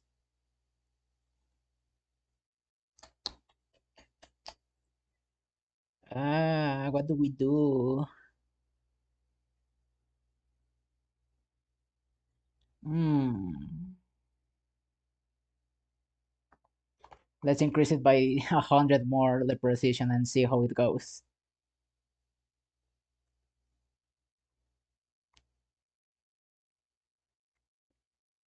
Oh wait, no, but then the numbers are gonna be wrong because I forgot to divide as well.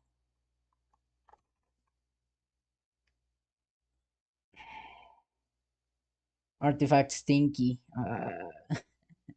This is gonna be a trouble to debug because the system is working so perfectly. The only problem is that then.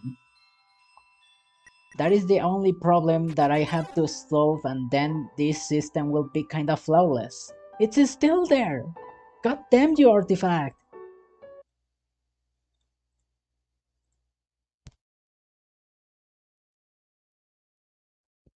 Could it be decimal precision really? Because I'm thinking once I have done that, I'm just gonna truncate it. What is the function to truncate stuff?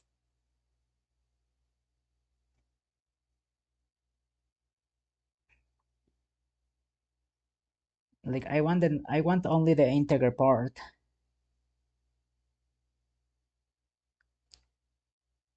I mean I can just do int 64. This is not ideal, but it's the only thing I can think of right now. So any decimals that there are in the number are removed. However, I will keep some precision, so because of my multiplication, shouldn't be much of a problem then.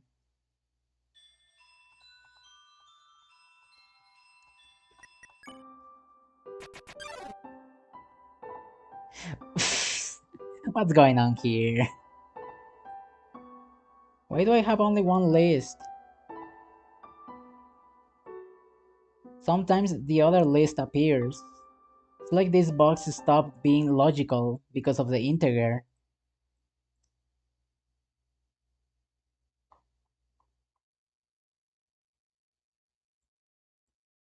Or is it because I'm making an integer and that means... God damn you! Spoopy yellow line. Spoopy yellow line. Help me. The yellow line is scaring me. Meow. My goodness, I'm gonna have to use too much AI to try to solve this problem. You! Help me, how do you fucking truncate numbers? I am sure there is a function for that. No, that's not it. No, no. Maybe number functions? Choose random, random, random, randomize. Frac! This function returns a fractional part of n. So this will return this fractional part.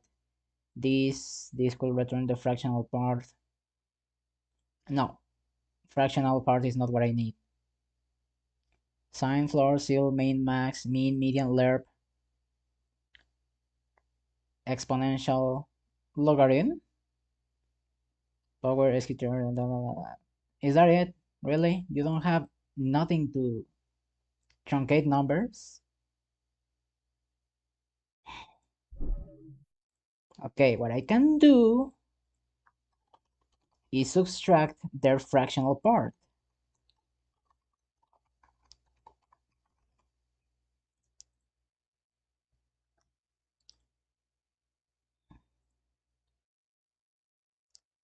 It doesn't exist in Game Maker. God damn you! Pulse of a flamethrower you heard about. Could you just floor if there is no truncate? Actually, you're right. I should be just flooring.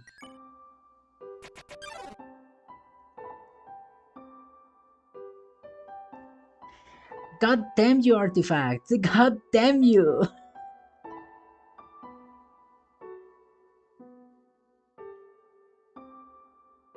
There you are. Okay, that leads me to think the problem is not precision. It's the algorithm somehow. Because are you telling me this is not a problem with precision? I am literally converting the numbers to high numbers and then removing their decimal parts so they are not messing around. The only thing that could be happening is that in the algorithm itself, the precision of the calculations ends up with a bunch of decimals. Me slowly going inside by red triangle in MP3. I am going inside by that freaking red triangle.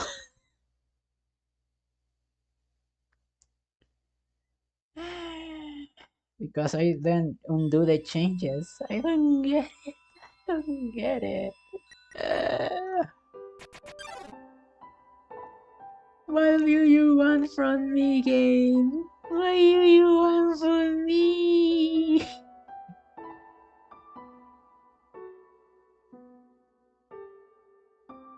Look, it's working perfectly without the triangle sometimes, and then the triangle appears.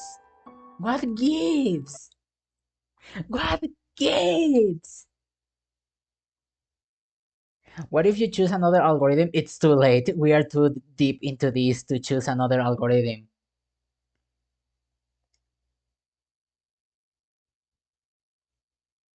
It's just that single artifact. Once that single artifact is solved, the whole thing is complete.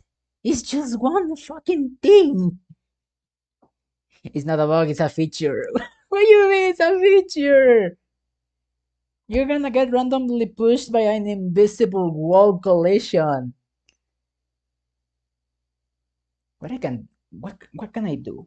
What can I do to circumvent this? Because if I cannot solve that artifact going out, maybe what I can do is trace the line. So if it's outside the polygon, I don't take it into account for collisions.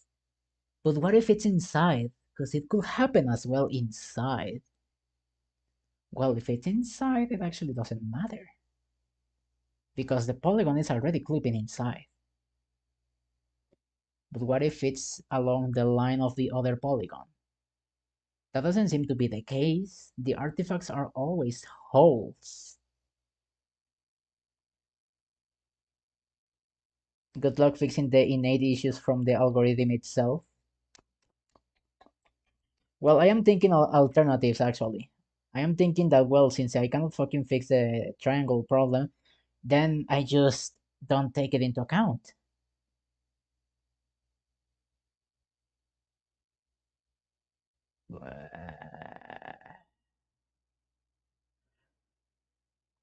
This is basically what it happens when a hole is cutting the box in half.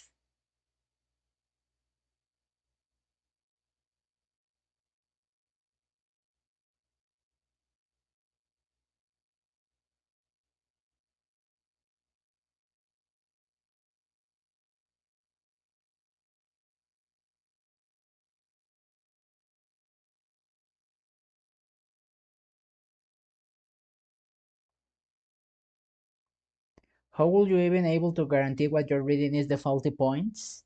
I will need to check if the point is part of the polygon or is inside the polygon. If the point is outside the polygon, that's something that I should not take into account. Skip it and connect the line instead to the next closest one that fulfills a condition. I could ask the AI to evaluate that, but it seems the problem is not precision with my points. I am going to even do this to circumvent the problem with precisions. Like, I'm gonna give it this to see if it actually is doing something.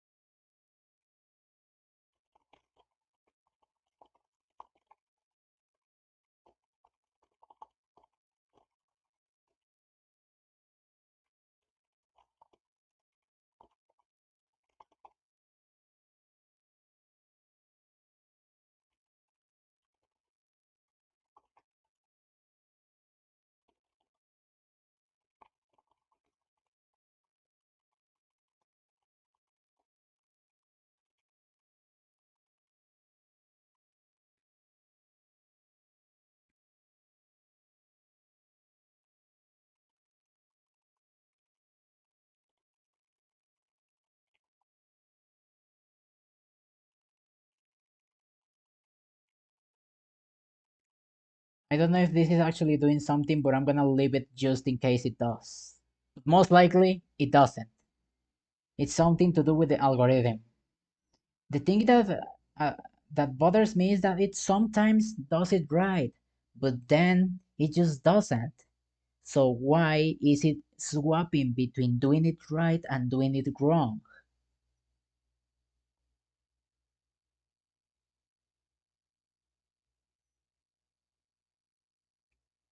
Because what you're getting is the same results, I believe.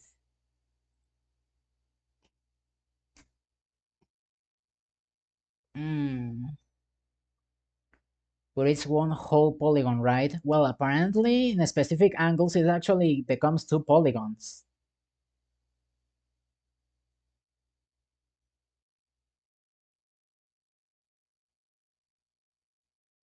But if this problem persists, even in bigger polygons could be a problem.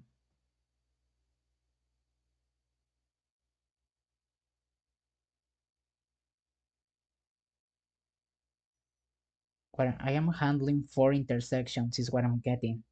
I'm gonna have to do the all debugging moment to see what the heck is happening. Well, for today, that's all for today's stream, honestly. I'm gonna have to figure the heck out what the heck is happening. Well, it was nice. I implemented box depth, but I didn't finish implementing it fully. I did the check over here, so it doesn't even execute when colliding.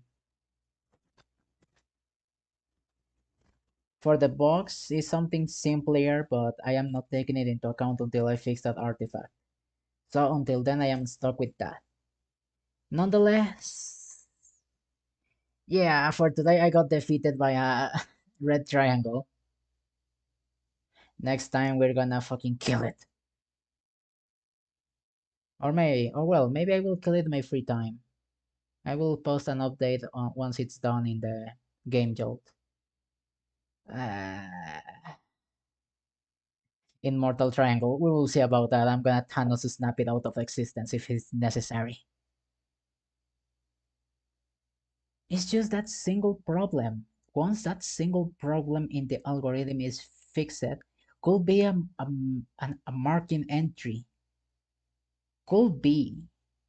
Could be the way that the intersections are being marked is different. And uh, could be as well the way I traverse the polygon on how it does it.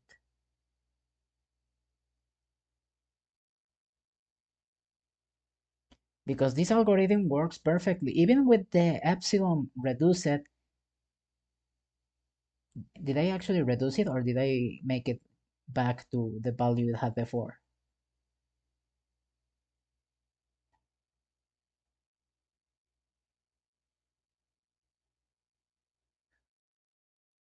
Yeah, I actually returned it to how it was before. I even did this. So the epsilon's thingy is undone. But actually, it should be this.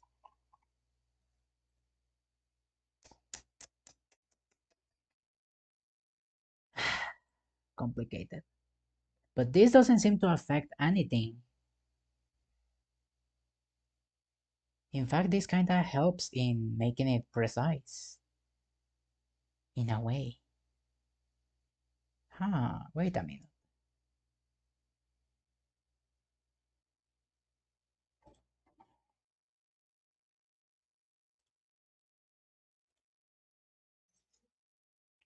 Over here is being increased by that. It does make sense then that I increase it by the same amount.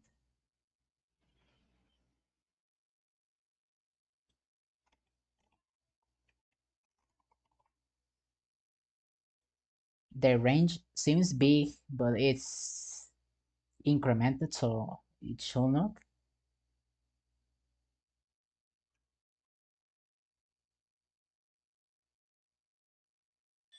I doubt that that solves it. If it does, I'm gonna be surprised. There it is. No, it doesn't. Okay, so it's not precision in the sample on edge. Although it could be, I guess. It could be. Because my polygons are being incremental in size. So technically I don't need to have a big epsilon anymore.